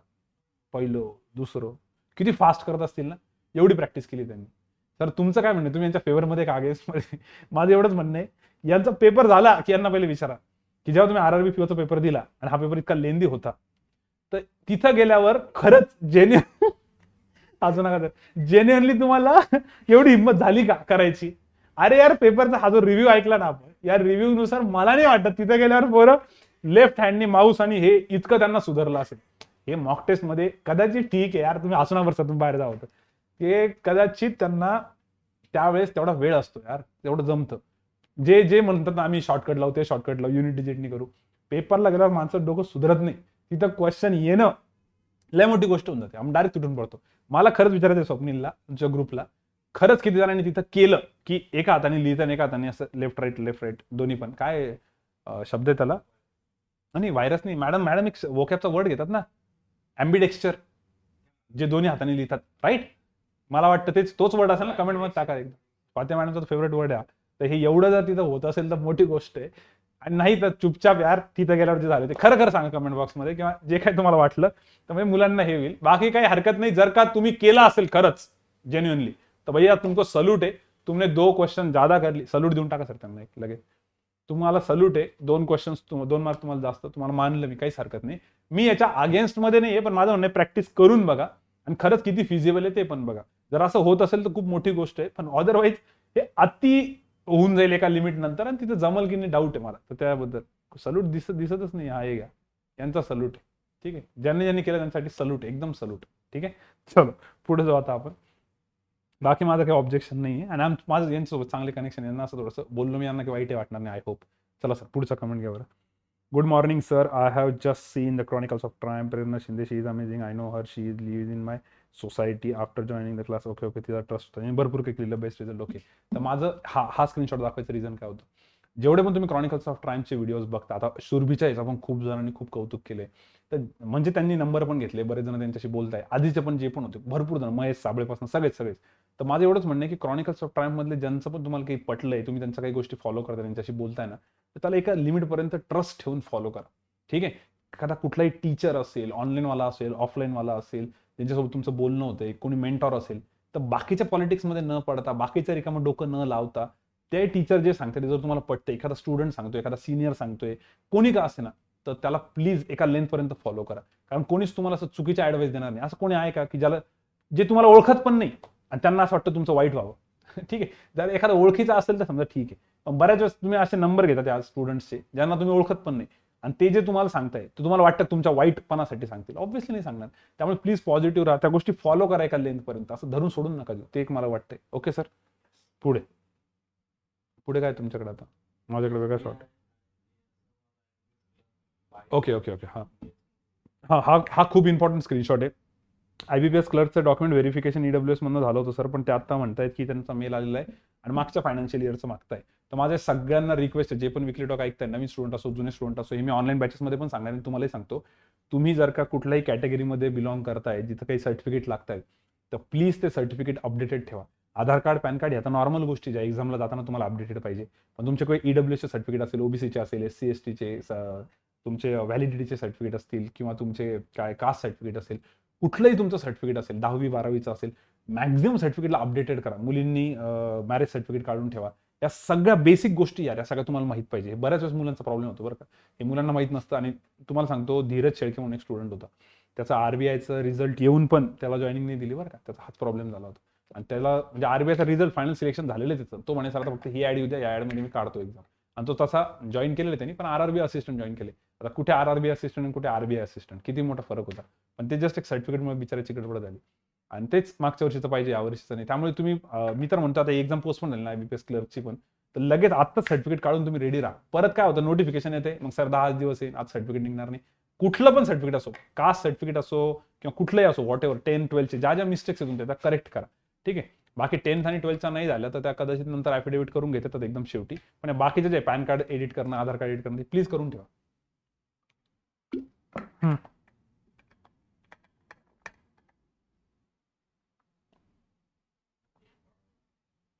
कोणता आहे आता? ओके ओके, माझ्याकडे मध्ये दुसरे होते. हां ओके, तर I had never message you for any help or any queries. Okay, हे एकदा जमलं ना, ह्याचा स्क्रीनशॉट काढून वाचून घ्या तुम्ही. मी पूर्ण नाही सांगत तुम्हाला, हे असं जर होते सर, तो मी बाकीचे कमेंट्स वाचतो. ठीक आहे, एकत्र वाचून घेते. त्याचं एवढंच म्हणणं आहे, तो रेग्युलर वीकली टॉक आणि टेलिग्राम लाईव्ह सेशन फॉलो करतो, त्याचा स्कोर पण वाढल्यानंतर खूप फायदा आलेला आहे. ठीक आहे, मला वाटत नाही हा क्लासचा स्टुडंट आहे, हा नॉन SSC स्टुडंट असेल. ठीक आहे, तुम्ही वाचून घ्या, तोपर्यंत मी जे माझे मिस झाले मध्ये ते बघतो. मीराबाई चानू यांच्या डेडिकेशनवरती एक आर्टिकल आलेले, ते मी नक्की शेअर करतो. सोहननी एक काहीतरी पाठवलं होतं की याचा स्क्रीनशॉट का बरं काढला मी सोहनचा, त्याने सांगितलेलं आहे, बट ते डिफरन्स म्हणतायत सर, तर कोणतीही व्हॅल्यू मोठी असू शकते. हां, ओके, सोहनचा हा एक डाऊट चांगला आहे, मी लाईव्ह सेशनमध्ये सांगणारच पुढच्या, इथे सांगतो. त्यांनी तिथं काय शब्द वापरलेला आहे, त्याने मला एक DI पाठवला होता, तिथं असं लिहिलं होतं की डिफरन्स बिटवीन मॅथ्स आणि इंग्लिश. समजा मॅथ्स आणि इंग्लिश मधला डिफरन्स आहे. आज जर असं म्हटलं की डिफरन्स बिटवीन मॅथ्स आणि इंग्लिश इज 100, तर तुम्हाला हे नाही कळणार ना की 100 कोणापेक्षा जास्त आहे. मॅथ्स असू शकतो, इंग्लिश असू शकतो. पण त्यांनी दिलं कसं माहिती का, या DI मध्ये डिफरन्स शब्द वापरला होता, पण खाली देताना असं दिलं होतं, difference between the marks equal to total number of maths mark minus total number of English marks. आणि डिफरन्स शब्द वापरलेला आहे. आता इथं तुम्हाला कन्सिडर करावं लागतं, भले डिफरन्स शब्द वापरलेला आहे, पण त्यांनी क्लिअरली मेन्शन केले मॅथ्स मायनस इंग्लिश, तर मॅथ्सच मोठे, हे कन्सिडरच करावं लागेल, असं पाहिजे. आणि एवढं देऊन पण पेपर सेटरने जर काही ठिकाणी इंग्लिश मोठं दिलं असेल तर पेपर सेटरचा मूर्खपणा आहे, किंवा मग क्वेश्चनमध्ये पेपर सेटरने एक्सेप्शनल केस टाकली असेल तर वेगळी गोष्ट आहे. पण शक्यतो असं एक्झामला होत नाही. एक्झामला जर असं लिहिलं की डिफरन्स बिटवीन मॅथ्स आणि इंग्लिश इज 100 मार्क्स, तर ते पुढे गेल्यानंतर कन्फर्म देतात तुम्हाला की इथं मॅथ्स जास्त, इथे इंग्लिश जास्त, किंवा काहीतरी हिंट देतात. पण जर असं दिलेलं नसेल आणि सोडून दिलं असेल लाईक तुम्हाला वाऱ्यावरती, तर मग समजून घ्यायचं मॅथ्स मायनस LR इंग्लिश असं मेन्शन केलं म्हणजे मॅथ्स जास्त आहे. ठीक आहे. ओके, बाकीच्याने हा स्क्रीनशॉट नक्की वाचा. हे झालंय. राहुल द्रविडचा ह्याच्याबद्दल खूप भारी दिलेलं आहे टीचर्सच्या ह्याच्याबद्दल, ते मी पाठवून देतो स्क्रीनशॉट. अड्डाची मॉक टेस्टची शेअरिंग कोणाला पाहिजे का असं एकाने मेसेज केलाय. सर जर कोणाला अड्डा मॉक टेस्ट शेअरिंगमध्ये घ्यायचं असेल तर मला कॉन्टॅक्ट करायला. याच्याकडे आहे अतुल क्षीरसागरनी, त्याचा नंबर पण दिलेला आहे. मी तुम्हाला त्याचा नंबर वगैरे पाठवून देईल. जर कोणाला अड्डा बँकर्स अड्डाचं मॉक टेस्ट शेअरिंगमध्ये पाहिजे असेल, तुमच्याकडे दुसरी असेल तर, म्हणजे तुम्ही याला कॉन्टॅक्ट करायचा. समजा तुमच्याकडे ऑलिवूड असेल, तुम्ही याला कॉन्टॅक्ट करा. अड्डाचं त्याच्याकडनं त्याला आयडी पासवर्ड द्या तुमचा त्याच्याकडनं. पण आता आयडी पासवर्डवरती पण खूप ॲक्शन घेणार आहे बरं का. हॉलिवूडवाल्याशी बोलणं आलं, ते म्हणत होते की आता आम्ही थोडंसं स्ट्रिक्ट राहणार आहे त्याला. जर यांनी डिव्हाइसेस चेंज वगैरे केले तर कदाचित ब्लॉक करतील. कधी करतील काय करतील माहीत नाही, पण त्यांचं असं चाललेलं आहे. ठीक आहे. तर बँकर्स अड्डाचं जर कोणाला शेअरिंगमध्ये घ्यायचं असेल तर मला कॉन्टॅक्ट करा, मला मेसेज करा, मी तुम्हाला याचा नंबर देऊन टाकेल, तुम्ही याच्यासोबत बोला. बाकी योगेशने खूप चांगला एक व्हिडिओ पाठवलेला आहे, एकदम जबरदस्त, इतका भारी व्हिडिओ आहे बॉस. मला वाटतं मी त्याच्याबद्दल आता थोडंसं बोलावं तुम्हाला आणि तुम्ही ऐकावं. ठीक आहे. एकदम जबरदस्त आहे. पण काय माहिती तिथपर्यंत मुलं पोचतील नाही पोचतील. आता हा पार्ट सगळेजण ऐकताय की नाही, पण हा नक्की ऐका जर तुम्ही ऐकत असाल तर. म्हणजे सिरियसली घ्या त्याला, आणि बाकी व्हिडिओ बघितल्यावर तर क्लिअर होईल. त्याच्यात त्यांनी काय सांगितलेलं आहे की जर तुमच्या आजूबाजूला ना एक वेळ पॉझिटिव्ह लोक नसतील तरी चालेल म्हणे, पण निगेटिव्ह लोक बिलकुल नाही पाहिजे. त्याचं म्हणणं एका व्हिडिओमध्ये त्यांनी एक्सप्लेन केलेलं आहे की भरपूर लोक जर पॉझिटिव्ह तुमच्या आजूबाजूला, तर मुलं लोक आपण पण पॉझिटिव्ह होण्याचे चान्सेस आहेत. ठीक आहे, चान्सेस आहेत म्हणे, चान्सेस. पण असं नाही की मुलं आपण पॉझिटिव्ह होतोच. तुमचे 5 मित्र समजा खूप पॉझिटिव्ह वागतात, ते तर तुम्ही 100% पॉझिटिव्ह आली याची गॅरंटी नाही. 100%ची बरं का, होऊ शकतात पॉझिटिव्ह. पण जर तुमचे 5 मित्र खूप निगेटिव्ह आहे तर तुम्ही डेफिनेटली निगेटिव्ह होऊ शकता याची गॅरंटी म्हणे. कारण निगेटिव्ह पॉवर खूप डेंजर असते, आणि ते व्हिडिओमध्ये मस्त एक्सप्लेन केलं आहे. तेवढं नीट बघा. त्यामुळे माझं प्लीज एवढं म्हणणं आहे की तुमच्या आजूबाजूला जर कोणी पॉझिटिव्ह बोलणारं नसेल जरी, तर एक वेळ ठीक आहे, पण यार निगेटिव्ह आले तर ठेवूच नका. पॉझिटिव्ह ठेवले तर बेस्ट आहे, किंवा न्यूट्रल ठेवा, पण निगेटिव्ह मित्रांपासून थोडंसं दूर राहा. त्यांना समजावून सांगा. भांडणं करा, ग्रुप तोडा, मी असं नाही म्हणते लगेच, पण हे थोडं कॉमन सेन्सचा गोष्ट आहे, ही जरा बघून घ्या. ठीक आहे. बाकी यांनी जॉब करून बॅच जॉईन केली, याचं म्हणणे कोणी जॉब करणारे जर माझ्यासोबत असतील तर सांगा, जे आता प्रिपरेशन करता येईल. मी मागे पण काही कॉन्ट्रॅक्ट दिले होते, पण चुकून मी असे दिले होते जे जॉब करून म्हणजे जे बँकेत लागलेले. याचं म्हणणे बँकेत लागलेले नाही पाहिजे, ज्यांना बँकेत लागायचे आणि जे प्रायव्हेट जॉब करताय त्यांनी कॉन्टॅक्ट करा, म्हणजे तुमचा पण एखादा ग्रुप बनल. मला करा, मी तुम्हाला याचा नंबर देईल. बाकी याचा पण चांगला व्हिडिओ पाठवलेला आहे याचा कार्तिकचा, RJ कार्तिकचा, तो एक पाठवतो. सचिन देशमुख सरांनी एक चांगला व्हिडिओ पाठवलेला आहे, सचिन वाघमारेंनी मस्त पाठवला एकदम, तो पण बघू आपण. त्याच्यानंतर राहुल जाय बहार, हा जो बँकेत लागला यांनी पण पाठवला आहे. हां, योगेश देशमुखने मेसेज केला होता की तो RRB SO ॲग्री स्केल 2 साठी प्रिपेअर करतोय. त्याचं म्हणणे तसा काही ग्रुप असेल तर सांगा. तर RRB SO ॲग्री स्केल 2 साठी कोणी प्रिपेअर करत असेल तर मला मेसेज करा. मी तुम्हाला याचा नंबर दिली योगेशचा, तुम्ही एखादा ग्रुप बनवून तुमची ॲक्टिव्हिटी करू शकता. हे ज्यावेळेस पण मी असं अनाऊन्स करतो ना विकली टॉकमध्ये, 10-10, 15-15 दिवसानंतर का होईना पण मेसेज येतात की सर आम्ही विकली टॉक बघितला, त्यात तुम्ही असं सांगितलं तो नंबर द्या. कारण कधी कधी मला पण मेसेज डिलीट नाही करायला पाहिजे, म्हणून मी डिलीट नाही करणार.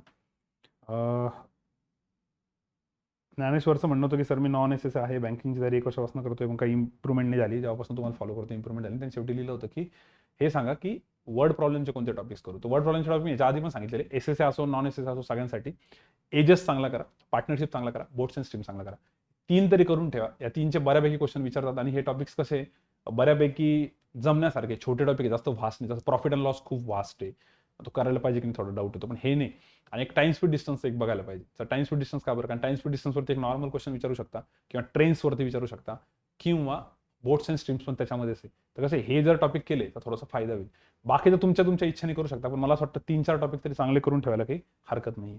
ठीक आहे. ओके सर, पुढे वीकली टॉक बद्दल बरेच मुलं विचारत होते की सर ब्रेक ज्यांचा पडला त्यांच्यासाठी काय. मी तर सांगणारच आहे पुढे, पण त्यांना अजून एक सांगतो, जर तुम्हाला डिटेलमध्ये ऐकायचं असेल तर वीकली टॉक नंबर 57 आहे, यूट्यूबवरती जा आपल्या प्लेलिस्टमध्ये, weekly talk number 57, weekly talk number 57 तो ओपन करा, आणि त्याच्यामध्ये 28व्या मिनिटापासून बघा. 28व्या मिनिटापासून वीकली टॉक नंबर 57, 28व्या मिनिटापासून पुढे बघायचं. त्याच्यामध्ये क्लिअर कट सांगितलेलं आहे की ज्यांचा कोरोनामुळे ब्रेक पडलाय किंवा कुठल्याही गोष्टीमुळे अभ्यासात ब्रेक पडलाय, त्यांनी अभ्यास कसा स्टार्ट करायचा, पूर्ण स्ट्रॅटेजी सांगितली. आजच्या याच्यात पण मी थोडंसं बोलणार आहे, पण ते जर तुम्ही बघितलं तर जास्त भारी होऊन जाईल. 57 नंबरचा वीकली टॉक, आता हा किती चालू आहे, 72 चालू आहे, भरपूर दिवस झाले त्याला, आणि 28व्या मिनिटापासून पुढे बघायचं. चला, बाकी नवनाथने पण एक व्हिडिओ पाठवलेला आहे, राहुलने पण पाठवला आहे फोकसचा, राहुलने खूप भारी पाठवला आहे, तो मी शेअर करतो. बाकी कृष्णा काकडेचा एक चांगला मेसेज येतो, पण मी स्क्रीनशॉट काढून ठेवला होता. त्याचं म्हणणं होतं आमचे ग्रुप मेंबर्स खूप चांगले, सगळे कॉपरेट करतात, एकमेकांना सपोर्ट करताय बा. तर तो मेसेज वाचून पण चांगला वाटलं की चला असे पण काही ग्रुप्स आहेत, तर तसं एकमेकांना सपोर्ट करा. सगळ्यांच्या नावाने वाचून दाखवतो मी. चला सर, झालं हे. आता मी फक्त माझ्याकडे जे लिहिलं होतं ते वाचून दाखवतो. ठीक आहे. कास्ट सर्टिफिकेट वगैरे ते EWS सर्टिफिकेटचं सगळं बोललो मी आधीच, योगेशचं पण बोललो. अभ्यास करताना सर बोर होतोय असं वगैरे काही जणांचं म्हणणं असतं. मला तर जर पहिलं म्हणणं आहे, अभ्यास करताना बोर कसं होऊ शकतं? जर तुम्हाला बोर होतंय ना बॉस, तर तुम्हाला त्यात इंटरेस्टच नाही. तुम्ही बळजबरी कोणतरी सांगितलं म्हणून करताय. थोडासा ब्रेक घ्या, थोडं फ्रेश राहा. पण अभ्यास करताना बोर होतंय ही कमेंट करूच नका. कारण जर आता ही कमेंट तुम्ही करताय अभ्यास करताना बोर होतंय म्हणजे तुमचं खरंच त्यात लक्ष नाही आहे आणि मग काहीतरी गडबड आहे. ती गडबड नका होऊ देऊ. कम्प्युटर अवेअरनेसचं एक नवीन बुक आलेलं आहे आर्यहंतचं, म्हणजे नवीन ॲडिशन आलेली, त्यात काही क्वेश्चन्स त्यांनी ॲड केलेले. ते कोणीतरी टेलिग्रामवरती पाठवलं होतं मला, कम्प्युटर अवेअरनेस आर्यहंत न्यू. पाहिजे तर ते पण आपण शेअर करू. आणि त्यांनी ॲक्च्युली ज्यांनी पाठवलं होतं ना, त्यांनी मला अजून भरपूर कम्प्युटरचं मटेरियल पाठवलं होतं. पण ते भरपूर पेड मटेरियल आपण टाकू नाही शकत, म्हणून आम्ही टाकलं नाही ते. ठीक आहे. ज्यांनी पाठवलं त्यांना वाईट नको वाटायला, त्याच्यामुळे नाही टाकलेलं ते, बाकी काही रिझन नाही आहे. आणि RRB PO pre caselet puzzles as it is नाही आहेत. ओके. हां, हे जे मेमरी बेस पेपरमध्ये तुम्ही RRBचे केसलेट DI वगैरे बघतात ना, भरपूर मुलं म्हणे सर मेमरी बेसमध्ये खूप सोपं दाखवतं, एवढं सोपं नव्हतं आमच्या वेळेस. ठीक आहे ना, मेमरी बेसमध्ये ती टाईप असते फक्त, एक्झॅक्ट नसतं कधी कधी, पण ठीक आहे, काही हरकत नाही. तुम्ही टेन्शन नका घेऊ त्याच्यामध्ये, त्यांना टेन्शन नको यायला म्हणून सांगितलं. ओके. चला सर, झालं सर आता पूर्ण. स्क्रीनशॉटचं पूर्ण संपलं. आता काय पुढे? Study plan RRB PO pre 7 जुलै. ओके सर, खूप शॉर्टमध्ये बरं काय. एकदा पॉज करता, मी पाणी पिऊन घेतो, तहान लागली मला. केले ना ऑन? चलो ओके. पाणी पिण्यासाठी मध्ये ब्रेक घेतला. आता बघा, study plan RRB PO pre. Okay. हे खूप शॉर्टमध्ये बरं का सर, जास्त डिटेलमध्ये नाही, पण लक्ष ठेवा फक्त. हां, PO प्रीसाठी ज्यांचा 7 जुलैला पेपर आहे, आता तुम्ही पूर्ण रिव्ह्यू तर ऐकला. तुम्हाला रिव्ह्यूमध्ये एवढा तर फायदा झाला. वरती रिव्ह्यू सांगितला होता बघा आपण. तर त्यात एवढा तर फायदा झाला की 11 मार्कचं बेसिक आहे, 2 DI, 1 केसलेट आणि वर्ड प्रॉब्लेम. तर एकदम सिंपल स्ट्रॅटर्जी आहे की जर DI केसलेट जर तुम्हाला अवघड जात असेल, तिथे लवकर नसेल तर तुम्ही वर्ड प्रॉब्लेम करता, त्यातनं इझी उचलून घ्या. आणि जर तुमचे वर्ड प्रॉब्लेम वीक असतील तर मग DI केसलेटच व्यवस्थित तुम्ही करू शकता. थोडंसं लेंदी आहे पण काही हरकत नाही. पण तर असा मूर्खपणा DI केसलेट सगळ्या स्लॉटला नाही बरं का, फक्त पहिल्या स्लॉटला केसलेट आणि शेवटच्या स्लॉटला केसलेट थोडीशी डिफिकल्ट होते, आणि बऱ्यापैकी DI बऱ्यापैकी स्लॉट्सला लेंदी होते. पण असं नव्हतं की येतच नव्हतं म्हणून. मग सर दुसरं काय, दुसरं त्यांनी मॅनेज केलं होतं तर तुम्हाला बेसिक खूप सोपं दिलं होतं. आता काही ठिकाणी रॉंग नंबर सिरीज आली होती, बेसिक थोडंसं लेंदी करून टाकलं होतं, पण बेसिक लेंदी केलं त्यांचं DI केसलेट सोपं दिलं होतं त्यांनी. असं बरोबर मॅनेज केलं होतं त्यांनी. त्यामुळे मला असं वाटतं की घुमून फिरून हातपाय किती जरी मारले तर 17-20 पर्यंत अटेम्प्ट होतोय ना, तर बस त्याला थोडंसं व्यवस्थित ह्या गोष्टी लक्षात ठेवून, जिथं थोडं जरी तुम्हाला असं वाटतंय मेरिटवरती खेळायचे, आपण नेहमी म्हणतो अवघड वाटतंय त्याला स्किप करा, पुढे काम होऊन जाईल. आणि जर तुमचं लिमिटेड तुमचं प्रिपरेशन असेल, तुमचं बाकीचं काही वर्ड प्रॉब्लेम झालेलेच नाही, तर मग मात्र तुम्ही तेवढ्यापुरतं तेवढं करू शकता, काय हरकत नाही. आणि सर दुसरं एक यश सरांनी जे सांगितलं होतं की रिझनिंगला अति जास्त टाइम किंवा अति जास्त हवा करण्याचा प्रयत्न नका करू. 25 मिनिट मॅक्स द्यायला पाहिजे, 20 मिनिट मिनिमम द्यायला पाहिजे, कोणताही सेक्शन असो, जे मी तुम्हाला आधी सांगितलं होतं. सज्जनचा 7 तारखेला पेपर, त्यांनी अजून काय करावं आता शेवटच्या 3-4 दिवसात. आता शेवटच्या 3-4 दिवसात RRBसाठी काय करायला पाहिजे याचा मी एक व्हिडिओ बनवला होता मागच्या वीकमध्ये, बरोबर. तर त्या व्हिडिओमध्ये मला असं वाटलं होतं जर काही चेंजेस असतील तर आपण त्यांना परत वेगळं सांगू याच्यामध्ये. पण त्या व्हिडिओमध्ये जे सांगितलेलं तेच सगळं तुम्ही फॉलो करायला पाहिजे, काहीच हरकत नाही. त्याच्यामध्ये मी एक गोष्ट खूप बॉम्बार्डिंग करून सांगितली होती की तुम्ही इझी मॉक टेस्ट द्या म्हणून. ती गोष्ट तुम्ही थोडीशी अवॉइड करू शकता. आता इझी द्यायची गरज नाही, तुम्हाला माहिती पेपर लेंदी आहे. ऑलिव्ह बोर्डमुळे भरपूर मुलांना फायदा झाला. प्रॅक्टिस मॉकचे पण बरेच जण देत होते, त्यांचं म्हणणं होतं की सर काही वाईट नाही. प्रॅक्टिस मॉकचं काही जणांनी थोडी कंप्लेंट केली की सर कधी कधी खूपच जास्त अवघड येऊन जायचं, एवढं अवघड आलं नाही पेपरला, आणि काही जणांनी थोडीशी मिक्स रिॲक्शन होती. पण काहींचं म्हणणं होतं की ऑलिव्ह बोर्ड आणि प्रॅक्टिस मॉकच्या लँग्वेजपेक्षा पण वेगळी लँग्वेज त्यांनी विचारली होती. तर वेगळी लँग्वेज विचारली होती म्हणजे काय झालं ना, मुलं आता भरपूर जण काही अड्डाचे फॅन असतात, जसं की मी नाव घ्यायला काही हरकत नाही, आपला अनिल सांगळे एकदम बँकर्स अड्डाचा फुल फॅन आहे भाऊ. तर नुसतं बँकर्स अड्डाच्या मॉक टेस्ट, तर तसं नाही करायला पाहिजे मला वाटतं. बँकर्स अड्डाच्या पण मॉक टेस्ट द्या, आपलं काही त्यांच्याशी काही क्रॉस नाही, पण त्याच्यासोबत एखादी कधी ग्रेडअपची, कधी प्रॅक्टिस मॉकची, कधी ऑलिव्ह बोर्डची दुसऱ्या पण द्या. म्हणजे कसं तुम्हाला लँग्वेज जर कधी वेगळी आली, तुम्ही कम्फर्ट झोनच्या बाहेर जर गेले तर तुम्हाला प्रॉब्लेम नाही आला पाहिजे. तिथे जाऊन काय होऊन जातं मग, यार यांनी लँग्वेज खूपच वेगळी विचारली. आता मला एकाने काय सांगितलं होतं तुम्हाला सांगतो, अक्षय गरुडनी सांगितलं, 4th शिफ्टला पेपर होता त्याचा.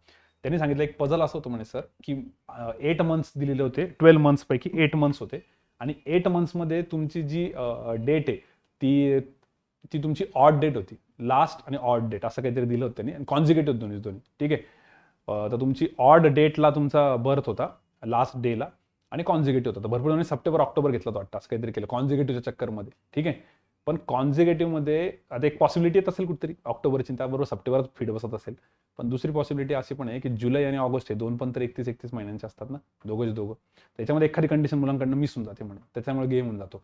तर अशा काही गोष्टी आहेत. तो म्हणे ही लँग्वेज मी ऑलरेडी हॉलिवूडमध्ये कधी ना कधी बघितलेली होती, आत्ता तर नाही म्हणे पण आधी बघितलेली होती. तर त्यामुळे मला असं वाटतं की हॉलिवूडचे वगैरे हे जे पझल्स आहेत तुम्ही नंतर पण अनालिसिसमध्ये करा. तर ज्यांचा पण पेपर आहे 7 तारखेला, त्यांना तो जो व्हिडिओ सांगितलेला आहे ना 3-4 दिवसाचा लास्ट डे स्टडीज प्लॅनचा, तो युट्यूबवर अवेलेबल आहे, किंवा तुम्हाला याची कमेंट बॉक्समध्ये पण त्याची लिंक भेटेल. आणि काही दिवसानंतर आम्ही टेलिग्रामवरती परत टाकून देऊ. तुमचा कधी सॅटर्डेला पेपर आहे ना, तर माझा पण पेपर आहे त्या दिवशी. तर फ्रायडे आपण बाजूला ठेवू, वेनसडे, थर्सडे, वेनसडे आणि ट्यूजडे 3च दिवस आहे. उद्याच मी तो व्हिडिओ पण टाकून देईल, किंवा या वीकली टॉकच्या खालीच टाकून देतो. तो पण व्हिडिओ बघा, त्यात मी सगळे पॉईंट्स कव्हर केलेले आहे की असं असं करायला पाहिजे. मला वाटतं त्याचा खूप जास्त फायदा होईल. म्हणजे त्याच्यात जेवढे तुम्ही आतापर्यंत मॉक टेस्ट दिलेलं आहे, जेवढ्या पण त्या सगळ्या मॉक टेस्ट तुम्ही परत सॉल्व्ह केल्या पाहिजे. त्यातले तुम्ही मग हे म्हणू शकता काय, पझल्स म्हणा, किंवा त्यातल्या केसलेट झाले, DI झाले, परत सॉल्व्ह करा. कारण त्याचं रिझन काय ते सगळं त्या व्हिडिओमध्ये एक्सप्लेन केलं. मी आता एवढा वेळ नाही घालवत, पण एवढंच आहे की ज्यांचा पेपर RRB PO 7 तारखेला आहे, त्यांनी त्या सगळ्या गोष्टी फॉलो करा ज्या त्या व्हिडिओमध्ये सांगितलेल्या आहे. पण सर त्या करून आम्ही साईड बाय साईड मेन्सचं प्रिपरेशन करू का? तर थोडंफार तुम्ही आता LRचं लाईव्ह सेशन करताय म्हणजे मेन्सचं प्रिपरेशन होतच आहे. कॉन्टचं लाईव्ह करताय म्हणजे प्री प्लस मेन्सचा फायदा आहे. तर ह्या ऍक्टिव्हिटीजमध्ये थोडंसं इन्व्हॉल्व राहा. एकदम मेन्सचा पेपर देऊ का सर आम्ही? तर मला वाटतं नको द्यायला. या वीकमध्ये तुम्ही ना एकदम मेन्सचा पेपर नका देऊ. RRB POचा प्रीचा पेपर आहे तुमचा, तर यावेळेस SBI क्लर्क मेन्सचा पेपर या वीकमध्ये नका देऊ. प्रीचे पेपर द्या, किंवा बाकीचे जस्ट क्वेश्चन सॉल्व्ह करून करायचे म्हणून तुम्ही करतायत ना, ते एवढं केलं तरी चालतं. मग सर आमचं थोडं मेन्सचा असा गॅप नको पडायला. मेन्सचा तुमचा काही गॅप नाही पडत. हे बघा, RRB PO जरी तुमची सॅटर्डेला आहे ना, तर तुम्ही RRB POच्या ज्या हॉलिवूडच्या मॉक टेस्टचं अनालिसिस करणार आहे, त्यात काय प्रॅक्टिस मॉक घ्या, हॉलिवूड घ्या, त्याच्या ज्या काय अनालिसिस करणार आहे, त्या अनालिसिससाठी ते काय पझल्स काय एकदम प्री लेवलचे काय, ते पझल पण मेन्स लेवलचे तुम्हाला माहिती ना, तुम्ही त्याचं अनालिसिस करा ना. म्हणजे तुमचं मेन्सचं पण प्रिपरेशन होतच राहील आणि प्रीला तर फायदा होणारच आहे. फक्त या वीकमध्ये मला असं वाटतं की मेन्सची मॉक टेस्ट नका देऊ. ठीक आहे सर, जीके वगैरे आज उद्या परवापर्यंत चालू द्या, शेवटच्या 2-3 दिवसात दांडी मारली तरी चालते, किंवा तुम्ही लास्ट पर्यंत पण चालू ठेवू शकता जर तुम्हाला ॲज अ रिफ्रेशमेंट म्हणून त्याला यूज करायचं असेल तर. फक्त फ्रायडे आणि थर्सडे नाही दिलं तरी चालेल, पण तोपर्यंत मला वाटतं जीके वाचलं पाहिजे. सर इंग्लिश तर मस्ट आहे, इंग्लिश तर वाचतच राहा, इंग्लिशला ब्रेक नका पडू देऊ. मी तर म्हणतो शेवटच्या दिवसापर्यंत जरी इंग्लिश वाचलं तरी काही हरकत नाही. इंग्लिश थोडा काय न्यूजच वाचताय ना तुम्ही, फक्त काय होत नाही, थोडासा अर्धा पाऊण तास 1 तास द्यायला काही हरकत नाही. ठीक आहे, ओके. सर मला एकदा परत पॉज करता का थोडंसं? ओके, मी डायरेक्ट पद्धतशीर मांडणी घालून बसलो आता, मला ते पाय दुखत होते माझे, त्याच्यामुळे आम्ही ब्रेक घेतला. हा, आता पुढचा पॉईंट काय, तर RRB PO प्रीचं झालंय क्लिअर. तो व्हिडिओ एकदा बघा. एक्झामच्या अगोदरचं सगळं अनालिसिस पण मी तुम्हाला आधी सांगितलंय. आणि बस थोडंसं पॉझिटिव्ह राहा, फुल एनर्जी ठेवा, एक्स्ट्राचं प्रेशर घेऊ नका, बिलकुल टेन्शन घेऊ नका. काही जणांचा, एक मिनिट याच्याबद्दल अजून एक पॉईंट, काही जणांचं म्हणत सर मग मी आता स्ट्रॅटर्जी चेंज करू का? मला असं सांगण्यात आलंय म्हणे सर की हा, हे खूप महत्वाचं होतं रे RRB PO प्रीसाठी, नीट आहे का? त्यांचं असं म्हणणं आहे की सर पेपर जर थोडासा लेंदी आहे, पाहिजे तसे अटेम्प्ट होत नाहीये, पाहिजे तसे म्हणजे RRB POच्या हिशोबाने अटेम्प्ट मस्त आहे बरं का, पण पोरांच्या अपेक्षा इतक्या वाढून गेल्या त्या SBIच्या पेपर नंतर की आता एकदम 60-60, 65-65, 70-70 मारू.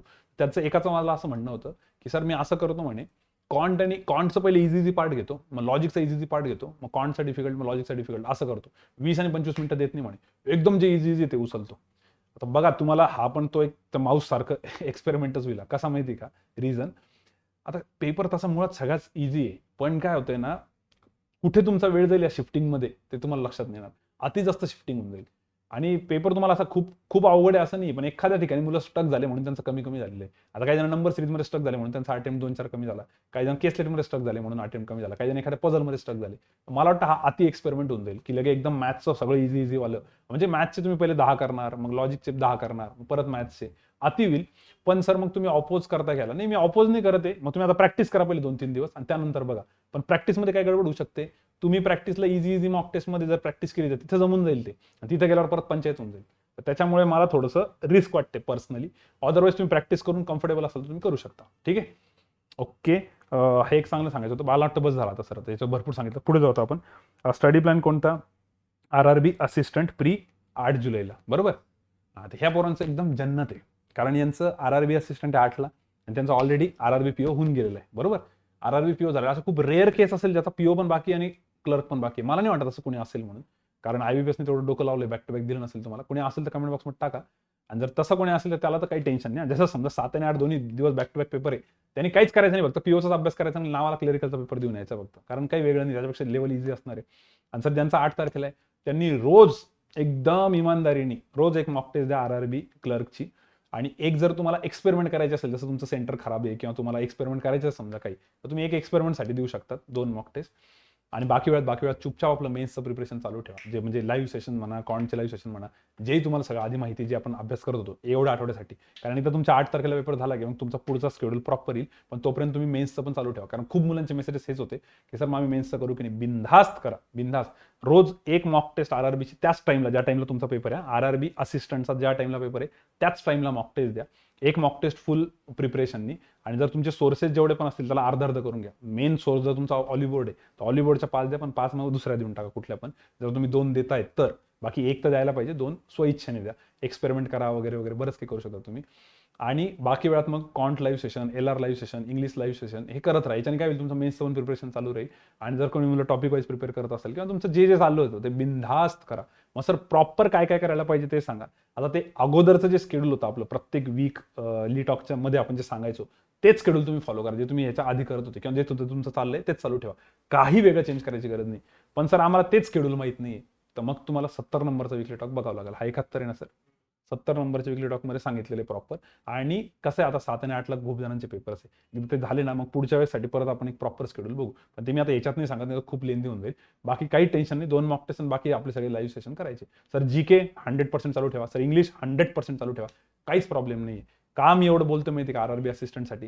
कारण आरआरबी असिस्टंटचा पेपर आहे, तर ऑलरेडी तुम्ही कालपर्यंत आरआरबी पीओ करतच होते ना. तुमचं सगळं प्रिपरेशन तेच चालू आहे आणि उलट त्यापेक्षा लेवल इझी असणार आहे. तर काहीच हरकत नाही, मस्तपैकी इझी लेवलचं तुम्ही चालू ठेवा. आणि असिस्टंटच्या पेपर तर इझी आहेतच. ठीक आहे. बाकी मला वाटते सगळ्या इन्स्ट्रक्शन्स तुम्हाला सांगितलेल्या आहेत, तेवढं फॉलो करा. डन. चला सर पुढे. SBI क्लर्क प्री आणि मेन्स. आता हे एकदम बिचारे पोरं आहेत हे, ज्यांची अजून प्री नाही झालेली SBIची, औरंगाबाद नाशिकवाले. आणि मेन्सचं करावं की नाही डोक्याला ताण आहे. वरतून आरआरबीचा पण करायचे 7 तारखेला पेपर असेल, दुष्काळात 13वा महिना. यार बिचारांचं थोडंसं वाईट झालेलं आहे, पण आता काही हरकत नाही. मग सर आम्ही काय करायला पाहिजे? जर तुमचा आरआरबीचा पेपर असेल तर मी जसं आत्ता बोललो आरआरबीच्या स्ट्रॅटर्जीमध्ये, तशी आरआरबीची स्ट्रॅटर्जी शेवटच्या 3-4 दिवसात करा. फक्त SBI क्लर्क मेन्ससाठी काहीही देऊ नका या वीकमध्ये. मेन्सचा पेपर नका देऊ. अभ्यास तर मी तुम्हाला ऑलरेडी बोललो की आरआरबी प्रीचे जे पेपर्स आहे त्याचं अनालिसिस जरी केलं तरी तुमचं क्लर्क मेन्सचं प्रिपरेशन होईल. कारण की आरआरबीच्या मॉक टेस्टमध्ये ऑलिबोर्ड प्रॅक्टिस मॉकचे अवघडच क्वेश्चन काही काही केसलेट झाले, पझल झाले, तर तुमचं ऑटोमॅटिकली इकडचं प्रिपरेशन होते. पण सर आमची झालेली समजा आरआरबीची प्री झाली, आता आम्हाला आरआरबीच्या मेन्स बद्दल होप्स आहे आणि SBIच्या मेन्स बद्दल होप्स आहे. तर मग आम्ही काय करू? तर मेन्स बद्दल होप्स आहे ना, तर मग मेन्सचं प्रिपरेशन चालू करायला काहीच हरकत नाही. त्याच्यासाठी तुम्ही वीकली मला वाटतंय मिनिमम 2 फुल लेंथ टेस्ट द्या. कोणत्या? एक आरआरबीची फुल लेंथ टेस्ट आणि एक SBI क्लर्कची फुल लेंथ टेस्ट. ठीक आहे. मस्त चालू ठेवा. जर तुमचा आरआरबीचा पेपर झालेला असेल तर, आणि 8 तारखेला क्लिरिकल नसेल तर. नाही तर मग मला वाटतं थोडंसं इझी घ्यायला पाहिजे, तेवढं करणं मुश्किल होऊन जाईल. तर आणि हे आणि बाकी सर मध्ये सेक्शनल टेस्ट कॉन्टची, सेक्शनल टेस्ट लॉजिकची अशी पण चालू शकते. पण असे खूप कमी जणांनी मला कॉन्टॅक्ट केला की ज्यांचा आरआरबी पीओ पण होऊन गेला आणि आरआरबी क्लर्क 14 तारखेला आहे आणि SBI पण झालेलं आहे आणि जे आता रिकामे आहेत. असे खूप कमी जण होते. मोस्टली तर सगळ्यांचा आहेच, त्यामुळे मग मी त्या आधीच शेड्यूल फॉलो करा असं म्हटलेलं आहे. तर ज्यांचा पेपर 7-8ला आहे त्यांनी मेन्सचा कोणताही पेपर देऊ नका, माइंडसेट खराब नका करू, प्रीच्या झोनमध्ये राहा. बाकीचा अभ्यास मात्र चालू ठेवा. आणि सर जे मेन्ससाठी करता SBI क्लर्क मेन्सवाल्यांचं मला तरी असं वाटतंय की जीके वरती चांगला जोर लावा. अजून काहीच हरकत नाही जीकेला. म्हणजे 2 तास ते द्यायचेच तुम्हाला. इंग्लिशचे 2 तास द्यायचे, कॉन्टचे 2 तास. त्याच्यामध्ये कॉन्टमध्ये काय करायचं, आता खूप जणांचं असं म्हणणं होतं की सर केसलेट DIची थोडी प्रॅक्टिस कमी पडली असं वाटते आणि आम्ही जे सोर्सेस वापरतो थोडेसे चुकीचे. तर युट्यूबचं आपले जी प्लेलिस्ट आहे अशीच जशी वीकली टॉकची प्लेलिस्ट आहे ना, तशीच युट्यूबवरती कॉन्टची पण प्लेलिस्ट आहे. 62 सेशन झालेत. त्याच्यातले मागचे जर का तुम्ही 25 सेशन्स काढले तर त्याच्यामध्ये तुम्हाला भरपूर DI आणि केसलेट भेटतील. तुम्ही त्याची जरी प्रॅक्टिस केली इतक्या दिवस तरी चालेल. जबरदस्त इम्प्रूव्हमेंट होईल DI आणि केसलेटची. आणि ज्याही मुलांनी ते रेग्युलरली केलं होते त्यांना आरआरबीला खूप फायदा झाला. केसलेटचं फिअर निघून गेलं. काही जणांना नंतर कळलं की यार एवढी अवघड नव्हती केसलेट, अटेम्प्ट करायला पाहिजे होती. आणि काहींनी ज्यांनी अटेम्प्ट केली त्यांना कळालं की सर आमचा कॉन्फिडन्स इकडनं वाढला होता. तर ते एक तुम्ही करू शकता. बाकी LRचा लाईव्ह सेशन तर कंपल्सरी राहीलच तुम्हाला. आणि सेक्शनल टेस्टमध्ये देत राहा. आता फुल लेंथ टेस्ट द्यायची तुम्हाला मेन्सची समजा, जर तुमचा काही पेपर नसेल तर. ठीक आहे. तर पूर्ण फुल लेंथ टेस्टवर रिलाय नका करू. कॉन्टची एक सेक्शनल टेस्ट, लॉजिकची सेक्शनल टेस्ट ऑल्टरनेटली चालू ठेवा. समजा सोमवारी कॉन्टची सेक्शनल दिली, मंगळवारी लॉजिकची सेक्शनल, बुधवारी पूर्ण पेपर, गुरुवारी एक आरआरबीची सेक्शनल दिली मेन्सची, मग शुक्रवारी पूर्ण आरआरबीची मेन्स, असं चालू ठेवा. ठीक आहे. पण मेन्सचा अभ्यास बिंदास चालू करून टाका. ज्यांचा पुढे पेपर आहे आणि ज्यांचा 7-8लाच आहे त्यांनी मग मेन्सची मॉक टेस्ट नका देऊ, फक्त बाकीचं सगळं शेड्यूल चालू ठेवा. चलो क्लिअर आहे सर. आता ब्रेक ड्यू टू कोरोना और एनी अदर सर्कमस्टान्सेस. या मुलांनी सगळ्यात पहिले ज्यांचाही ब्रेक पडलेला आहे, कोरोनामुळे पडू द्या किंवा कुठल्याही रिझनमुळे, कॉलेजची एक्झाम असेल किंवा अजून काही कामं असतील ज्याच्यामुळे तुमचा ब्रेक पडलेला आहे, त्या सगळ्यांना माझी रिक्वेस्ट आहे की तुम्ही विकली टॉक 57 नंबरचा आहे, विकली टॉक 57, 57 हा 72 आहे, तर विकली टॉक नंबर 57 त्याच्यातलं 28व्या मिनिटापासून पुढे चालू करा बघायला. 28व्या मिनिटापासून 28 मिनिट्स. परत परत ऐका. यूट्यूबवरती प्लेलिस्ट आहे, आपल्या चॅनलवरती जायचं, प्लेलिस्टमध्ये जायचं, प्लेलिस्टमध्ये सगळ्यात खाली यायचं स्क्रोल करून, सगळ्यात खाली असतं विकली टॉक, त्यातला ओपन करा प्लेलिस्ट, त्यातला 57 नंबरचा विकली टॉक तुम्हाला दिसेल 57. त्या 57 नंबरच्या विकली टॉकमध्ये 28व्या मिनिटापासून पुढे ऐकायला चालू करायचं. 28 मिनिट 16 सेकंदाला काहीतरी आम्ही हाच पॉईंट बोललेलो आहे की कसं करायचं. तर त्याच्यामध्ये मी हे सांगितलेलं आहे की सगळं बेसिकपासूनच तुम्हाला स्टार्ट करावं लागतं, पण ते 3-4 दिवस केलं की मग तुम्हाला कॉन्फिडन्स येऊन जातो. आणि याच्याशी कनेक्टेड त्यात जे नाही ते सांगतो. आता हर्षवर्धन जाधव सोबत माझं बोलणं झालं होतं, साताऱ्याचं आहे. त्याचं म्हणणं होतं की सर ब्रेक पडला आहे 3-4 दिवस. हां, त्याचं म्हणणं होतं मी डायरेक्ट LRचं लाईव्ह सेशन, कॉन्टचं लाईव्ह सेशन किंवा आमचा जो पण ग्रुप आहे त्या ग्रुपमध्ये करू का. त्याला म्हटलं तसं नको करू, 3-4 दिवस तरी तू काय कर, स्वतःचं पहिले सेल्फ बेसिक प्रिपेअर DI जे काय आपण त्यात सांगितलेलं त्या व्हिडिओमध्ये 57 नंबरचा विकली टॉक, त्यातला 28वां मिनिट, त्याच्यापासून त्याच्यात जो पण प्लॅन सांगितलेला पहिले 3-4 दिवस आठवडाभर स्वतः करा तुम्ही. त्याच्याने काय होईल, तुम्ही रुटीनमध्ये आल्यासारखं वाटेल, तुम्हाला एक मोमेंटम भेटून जाईल आणि तुमचं रेग्युलर रुटीन तुम्हाला वाटेल की हा चला आता मला जमतंय गड्या हे. आणि मग त्या ग्रुपमध्ये जा, कारण तुम्ही अचानक ग्रुपमध्ये गेले तुम्ही लगेच कंप्लेंट कराल, सर ग्रुप मेंबर खूप पुढे गेले, सर LRच्या लाईव्ह सेशनमध्ये काही जमत नाही, सर मॅथ्सच्या लाईव्ह सेशनमध्ये काही जमत नाही, लगेच तुमची कंप्लेंट चालू होईल. तर त्याच्यामुळे 57 नंबरचा विकली टॉक 28व्या मिनिटापासून पुढे बघा. त्याच्यात जे सांगितलेले ते आठवडाभर तरी स्वतः पहिले फॉलो करा आणि मग रिस्पेक्टिव्ह ग्रुप्समध्ये तुम्ही जसे जात होते तसे जा. आणि दुसरी सगळ्यात पहिले तुमचा माइंडसेट, दुसरी गोष्ट सगळ्यात इम्पॉर्टंट, तुमचा माइंडसेट क्लिअर ठेवा. माइंडसेट हा नका ठेवू की यार माझं तेवढं फास्ट येत नाही जेवढं आधी येत होतं. कसं काय येईल मला सांगा ना, कॉमन सेन्स आहे ना. आता मला सांगा, भुवनेश्वर कुमार समजा इंज्युअर्ड झाला आणि त्याच्यानंतर तो बॉलिंगला आला, यार माझी आधीसारखी बॉलिंग नाही पडत आहे. त्यालाही माहिती नाही पडणार आहे, कारण खूप दिवसानंतर आलेलं आहे, त्याला थोडंसं रिदममध्ये यावं लागेल ना. तसं तुम्हाला करावं लागणार आहे. त्यामुळे प्लीज सगळ्यांनी लक्षात ठेवा की ज्यांचाही ब्रेक पडलेला आहे कधी पण, आणि कधी पण ब्रेक पडल्यानंतर ना इझी गोष्टीपासून स्टार्ट करायचं ज्या तुम्हाला जमत आहे, थोडासा कॉन्फिडन्स गेन करायचा आणि मग हळूहळू बाकीच्या गोष्टी ऍड करायच्या, बाकीच्या ग्रुप्समध्ये आधीसारखं पार्टिसिपेट करायचं. पण आधी मात्र हे एवढं सगळं केलं पाहिजे. ठीक आहे, ओके. अरे यार एक पॉइंट राहिला कडे बोलायचा. हा पॉईंट ना सर आपण जॉबवाल्यांचं पहिले सांगून त्याच्यानंतर एक पॉईंट ऍड करायचा मला. ठीक आहे, जॉब वर्किंग स्टुडंट सर. आता जॉब वर्किंग स्टुडंटचं कसं आहे, तर जॉब वर्किंग स्टुडंटपैकी ज्यांनी पण पेपर दिला ते बिचारे थोडेसे अजून नर्वस झाले, कारण खूप जणांचा RRB PO पासून खूप होप्स होत्या आणि त्यांचा अटेम्प्ट थोडासा एक 47-48 असा झाला. त्यांच्या डोक्यात असं होतं की आपण तर जॉब करतोय आणि आपण मागच्या वर्षी तर खूप अटेम्प्ट केले होते. ते बघा, एक तर तुम्ही जॉब करता त्यामुळे तुम्हाला तेवढा वेळ नव्हता, आणि जर तुम्ही नर्वस झाले 47-48 अटेम्प्ट होते तर बिलकुल नर्वस होऊ नका. 40+ अटेम्प्ट जरी तुमचा RRB POचा तरी सिलेक्शन पॉसिबल आहे. मागच्या वेळेस 41 अटेम्प्टवरती पण मुलांच्या प्री निघालेले आहे आणि मागच्या वर्षीपेक्षा हा पेपर तर थोडा अवघड आहे असं म्हटलं जातंय. त्यामुळे गॅरंटी चान्सेस आहे 40+ अटेम्प्ट तुमचे असतील तर काहीच हरकत नाही. बाकी नॉर्मलायझेशन जर त्यांनी खूप पॉझिटिव्ह नोटवर केलं तर मग कट ऑफ वरती जाईल, पण सगळ्यांना फायदा होईल, सगळ्यांचेच बोनस भेटतील, आणि निगेटिव्ह केलं तर सगळ्यांचा खाली घेऊन येतील ते. ठीक आहे, मग सर आता जॉबवाल्यांनी पहिले तुमचा माइंडसेट क्लिअर ठेवा. तुम्ही असं कंपॅरिझन नका करू की यार या मुलाला मी शिकवत होतो आणि याच्या अटेम्प्ट माझ्यापेक्षा जास्त झाले, किंवा मी जॉबमुळे असं होते. तुम्ही फॅक्ट एक्सेप्ट करा की तुमच्याकडे 3-4 तास आहे. काही जणांच्या ब्रांचमध्ये तर अजून प्रॉब्लेम असेल, कमी वेळ असेल, किंवा काहींना जास्त वेळ असेल. तर जेवढा तुमच्याकडे टाइम आहे तेवढा फक्त प्रॉपरली ज्युडिशियसली यूज करा. एकदम मस्त वेळ द्या त्याला. बाकीचा विचारच नका करू, जेवढं तुमच्या हातात आहे तेवढं. तुम्हाला अजून एक सांगतो मी स्टोरी कनेक्टेड. PV सिंधूचा कालचा तुम्ही इंटरव्ह्यू ऐकला का, ती काय म्हटली, जी काय ती बोलली होती, जे काही तिने ट्विट केलं होतं किंवा जे काही तिने सांगितलं होतं, तिचं म्हणणं होतं की मी सेमीफायनल तर हारली, सेमीफायनल हारल्यामुळे तिचे गोल्ड आणि सिल्वरचे चान्सेस तर गेले, ब्रॉन्झ मेडल जिंकू शकत होती फक्त, बरोबर. आणि ती नंतर एवढी अपसेट होती, तिच्या आई वडिलांशी बोलली, ती कोच सोबत बोलली, बरंच काही झालं. तिचं असं म्हणणं होतं की जेव्हा मॅच चालू होणार होती ना, माझ्या पण डोक्यात इतके विचार येत होते की मी ही मॅच खरंच ब्रॉन्झ मेडल मी डिझर्व करते का, मी ब्रॉन्झसाठी पूर्ण ट्राय केलं पाहिजे का, मी खरंच कालची मॅच जिंकली असते तर मला गोल्ड सिल्वरला चान्स होता. असे खूप रॅन्डम तिच्या डोक्यात भरपूर विचार येत होते. आणि एका लेवलला गेल्यानंतर स्किल वाईज सगळेजण भारी असतात, पण तिथं जाऊन काय ना, जो प्रेशर हँडल करेल, जो मेंटली स्ट्रॉंग राहील, मेंटल खूप खूप मॅटर करतं. तुम्ही जोकोविकचं बघितलं किती शॉकिंग झालं, या वर्षातले 3 ग्रँड स्लॅम त्यांनी जिंकलेले आहेत आणि ऑलिम्पिकमध्ये 1, 2, 3 मध्ये पण नाही.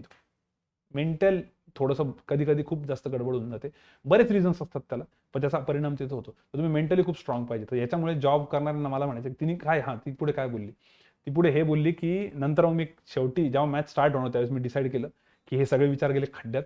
मी आता एक काम करेल, मी लहानपणापासून का बरं खेळते, कारण मला आवडते खेळायला, मी एन्जॉय करते ना, तर बस मी फक्त आता ही मॅच एन्जॉय करणार आहे. मी फक्त एका पॉईंटचा विचार करणार आहे आणि बस, बाकी काहीच विचार नाही करणार. ब्रॉन्झ मेडलची मॅच आहे, ऑलिम्पिक्सची मॅच आहे, घरी लोक काय विचार करणार आहे, हे काय ते काय, काहीच नाही. मी फक्त एक एक पॉईंट एन्जॉय करणार आहे, मस्तपैकी एकदम फ्रीली खेळणार आहे. आणि ती फ्रीली खेळीन, मॅच जिंकली आणि आता आज ब्रॉन्झ मेडल आपल्याला भेटलं इंडियाला, राईट. तर हे मला वाटतंय की जॉब करणाऱ्यांनी ना काय करायला पाहिजे, 3-4 तास आहे तुमच्याकडे, तुम्ही जे 3-4 तास अभ्यास एन्जॉय करा. तुम्हाला जर अशी कंप्लेंट आली तुमच्याकडनं की सर मला बोर होतंय अभ्यास करायला, तर बॉस यार कुठेतरी गडबड आहे. मी कोहलीचा पण एक इंटरव्ह्यू ऐकला होता, पण त्यांनी ते सांगितलं होतं की ज्या दिवशी मी मॅच खेळतोय आणि मला असं बोर होतंय किंवा मला माझा 100% देण्याची इच्छा नाही होते, त्या दिवशी मी क्रिकेट खेळणं सोडून देईन. त्याला एका गौरव कपूर, ब्रेकफास्ट विथ चॅम्पियनवाला आपला माहिती आहे ना अँकर, त्यांनी विचारलं होतं की तू कधी रिटायरमेंट घेणार आहे, तू काही विचार केलाय का, असं काही डोक्यात आहे का चुकून, ज्यावेळेस धोनीची रिटायरमेंट झाली त्यावेळेस. तो म्हणे यार तसं काही विचार नाही म्हणे, मला जर का उद्या जरी वाटलं म्हणे की मी माझा 100% देत नाही ग्राउंडवरती, मला जे आवडतं मी ते करत नाही, तर मी सोडून देईल म्हणे, क्रिकेट खेळणं सोडून देईल म्हणे. आणि कोहलीचं तुम्हाला माहिती आहे, त्याचे वडील वारलेले असताना तो क्रिकेटच खेळला त्या दिवशी पूर्ण, नंतर तिथं गेला. तर ह्या गोष्टी मेंटली किती स्ट्रॉंग आणि किती पॅशनेट तुम्ही कळते त्याच्याबद्दल. त्यामुळे जॉब करणाऱ्यांना पण ज्या दिवशी असं वाटतं ना यार मी हा जॉब करतोय पण मला अभ्यास करायची इच्छा नाही होती, तर यार अभ्यास राहू द्या, तुम्ही जॉबमध्येच पूर्ण वेळ घ्या, तिथे इंटरनल एक्झामवर फोकस करा, काहीच हरकत नाही. तर त्यात तुम्हाला इंटरेस्ट पाहिजे, तुम्ही असं अननेसेसरी करू नका. आणि आता 4 तासाचा तुमच्याकडे वेळ आहे आणि तुम्ही 5.5-6 तास काढताय, सकाळी बळत 4ला उठताय, रात्री जास्त जागरण करताय, का तर मला जास्त वेळ अभ्यास करायचा आहे. पण जर ते लिमिट तुम्ही पुश करताय, पण ते पुश करताना तुम्हाला मजा नाही येते, अननेसेसरी तुम्ही हे करताय, झोप नाही होते तुमची, तर यार मग त्या गोष्टी नका करू. जेवढा वेळ आहे तेवढाच प्रॉपरली व्यवस्थित युटिलाइज केला तरी काम होतं, काही प्रॉब्लेम नाही आहे. तर जेवढाही जॉब करणाऱ्या मुलांशी माझं मध्ये-मध्ये बोलणं होते ना, तर मला त्यांच्याशी बोलून हेच वाटतं की त्यांना त्यांना मन मोकळं करायचं असतं म्हणून ते बोलतात. आणि बऱ्याच वेळेस ते म्हणतात, "सर आम्ही विकली टॉक बघितला, आम्ही सगळं ऐकलं, पण थोडंसं बोर होतंय." मग मी तुम्हाला तेच सांगतोय, तुम्ही ग्रुप बनवा आणि ग्रुपमध्ये रविवारी थोडा कॉन्फरन्स कॉल घ्या. थोडंसं त्यात एकमेकांशी डिस्कस करा. मग तुम्हाला लक्षात येईल की यार सगळ्यांची सिच्युएशन ती आहे. तेवढं करायला पाहिजे. बाकी तर ठीक आहे यार, काही इश्यू नाही त्याच्यामध्ये. ठीक आहे.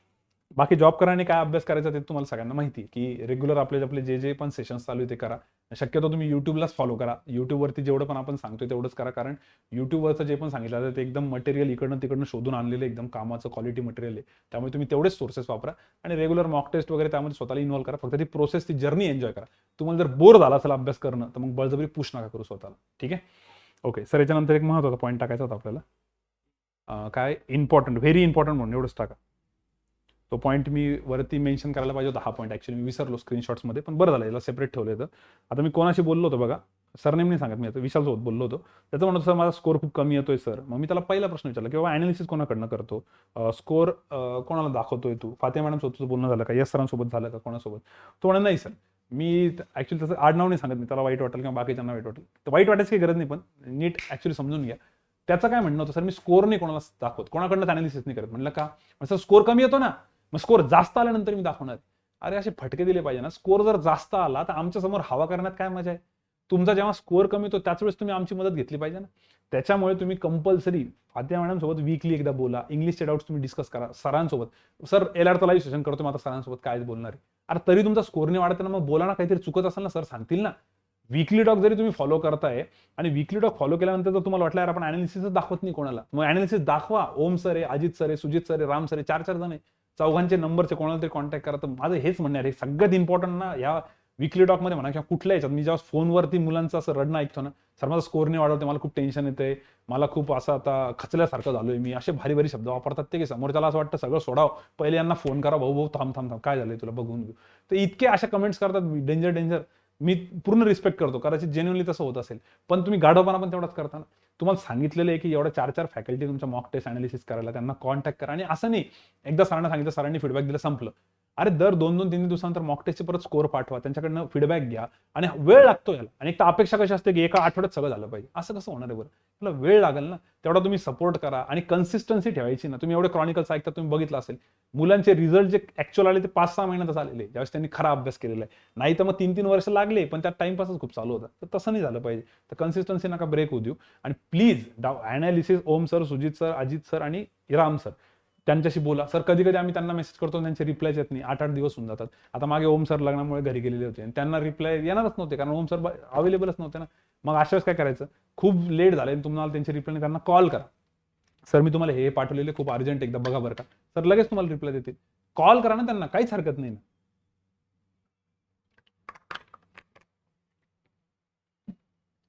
पण या गोष्टी फॉलो करा, ठीक आहे. आणि आता ज्याही मुलांना कॉल करायचा होता, मेसेज करायचा होता, ठीक आहे, त्या सगळ्यांना रिक्वेस्ट आहे की तुम्ही कॉल मेसेज करायच्या आधी वीकली टॉक पूर्ण बघा. तुम्ही सगळे पॉईंट्स लिहिले असतील, तुमच्या ग्रुपसोबत डिस्कस करा. मग तुम्हाला जर काही वाटत नसेल तर ते तुम्ही गोष्टी फोनवरती बोला. फक्त मला फोनवरती बोलताना मेसेज करा, आधी टेक्स्ट मेसेज, मी तुम्हाला एक टाइम सांगतो, त्या टाइमला आपण बोलू, म्हणजे कोणाचा टाइम वाया जाणार नाही, कोणाचाच नाही. आणि असेच पॉईंट्स बोला जे विकली टॉकमध्ये कव्हर नाही केले, म्हणजे पटापटा कव्हर होईल. ठीक आहे. बाकी आय होप तुम्ही सगळ्यांनी लाईक तर केलं असणारे सेशन. आपलं 1K लाईक मागच्या 4ही विकली टॉकला आहे आणि 10 का 9 झाले आपले लाईव्ह सेशन कॉनचे, त्याला पण आहे. तो चांगला ट्रेंड आहे. मागच्या वर्षी तर 2K पर्यंत गेलो होतो वाटतं ना, झाले की नाही माहित नाही आता. 1800-1900 झाले होते. ठीक आहे. ओके. आत्ता एक मेसेज आला बघा मला, अभिषेक पिवळचा. सर आज विकली टॉकमध्ये प्लीज 3rd आणि 4th शिफ्ट बद्दल बोला, माझे फक्त 45 अटेम्प्ट झालेले आहे. भाऊ ऑलरेडी बोललेलो, काही ताण नाही घ्यायचं, 40+ असेल तरी काम होऊन जातं. ठीक आहे. सर आता लास्ट पॉईंट काय, मोटिवेशनल व्हिडिओज आणि पिक्स. तर हा जो आपला यूट्यूबवरचा व्हिडिओ आहे विकली टॉक नंबर 72, हा व्हिडिओ ॲज इट इज आपण याची लिंक टेलिग्रामवर पाठवू. तर टेलिग्रामवरती 2 ऑगस्टला रात्रीपर्यंत तुम्हाला काही मोटिवेशनल व्हिडिओज आणि पिक्स येतील, जे मुलांनीच पाठवलेले आणि खूप जबरदस्त आहे, ते पण नीट बघा. फक्त हे व्हिडिओज आणि हे पिक्स किंवा एखादी स्टोरी ज्यावेळेस तुम्ही असं ऐकता, किंवा हा विकली टॉक पण ना, माझं एकच म्हणणं असतं यार, हे तुम्ही अशा वेळेस ऐकायला पाहिजे ज्यावेळेस तुम्ही पूर्ण पीस ऑफ माइंड आहे, डोकं शांत आहे. घाई गडबडीत नका बघू. एकदम थोडासा वेळ काढून व्यवस्थित बघा आणि त्यातनं पॉईंट्स लिहा, तेव्हा त्याचा इम्पॅक्ट होईल आणि ते फॉलो होईल. नाही तर ते कसं होऊन जाईल, घाईघाईत बघितलं तर ते काही लक्षात पण येत नाही आणि त्याच चुका तुम्ही परत परत परत परत करता. तसं नको व्हायला. क्लिअर. आय होप सगळ्यांना विकली टॉक आवडला असेल. मागच्या वेळेस सगळे आपण ती परंपरा कंटिन्यू ठेवू 1K लाईक्सची. ठीक आहे. आणि बाकी थोडंसं पॉझिटिव्ह राहा, सपोर्ट करा. आता परत थोडीशी डल फेज येते काही जणांची हा पेपर असा गेल्यामुळे, पण बिलकुल टेन्शन घेऊ नका, कारण तुमचा एकटाचा बँड नाही वाजलेला, सगळ्यांचा बँड वाजलेला आहे आणि सगळं ऑलमोस्ट एक्सप्लेन केलेलं आहे. चलो करायचं सर बंद. अजून काही तुमच्याकडनं पॉईंट्स नाही ना? चलो will stop here. Thank you. All the best. Bye bye.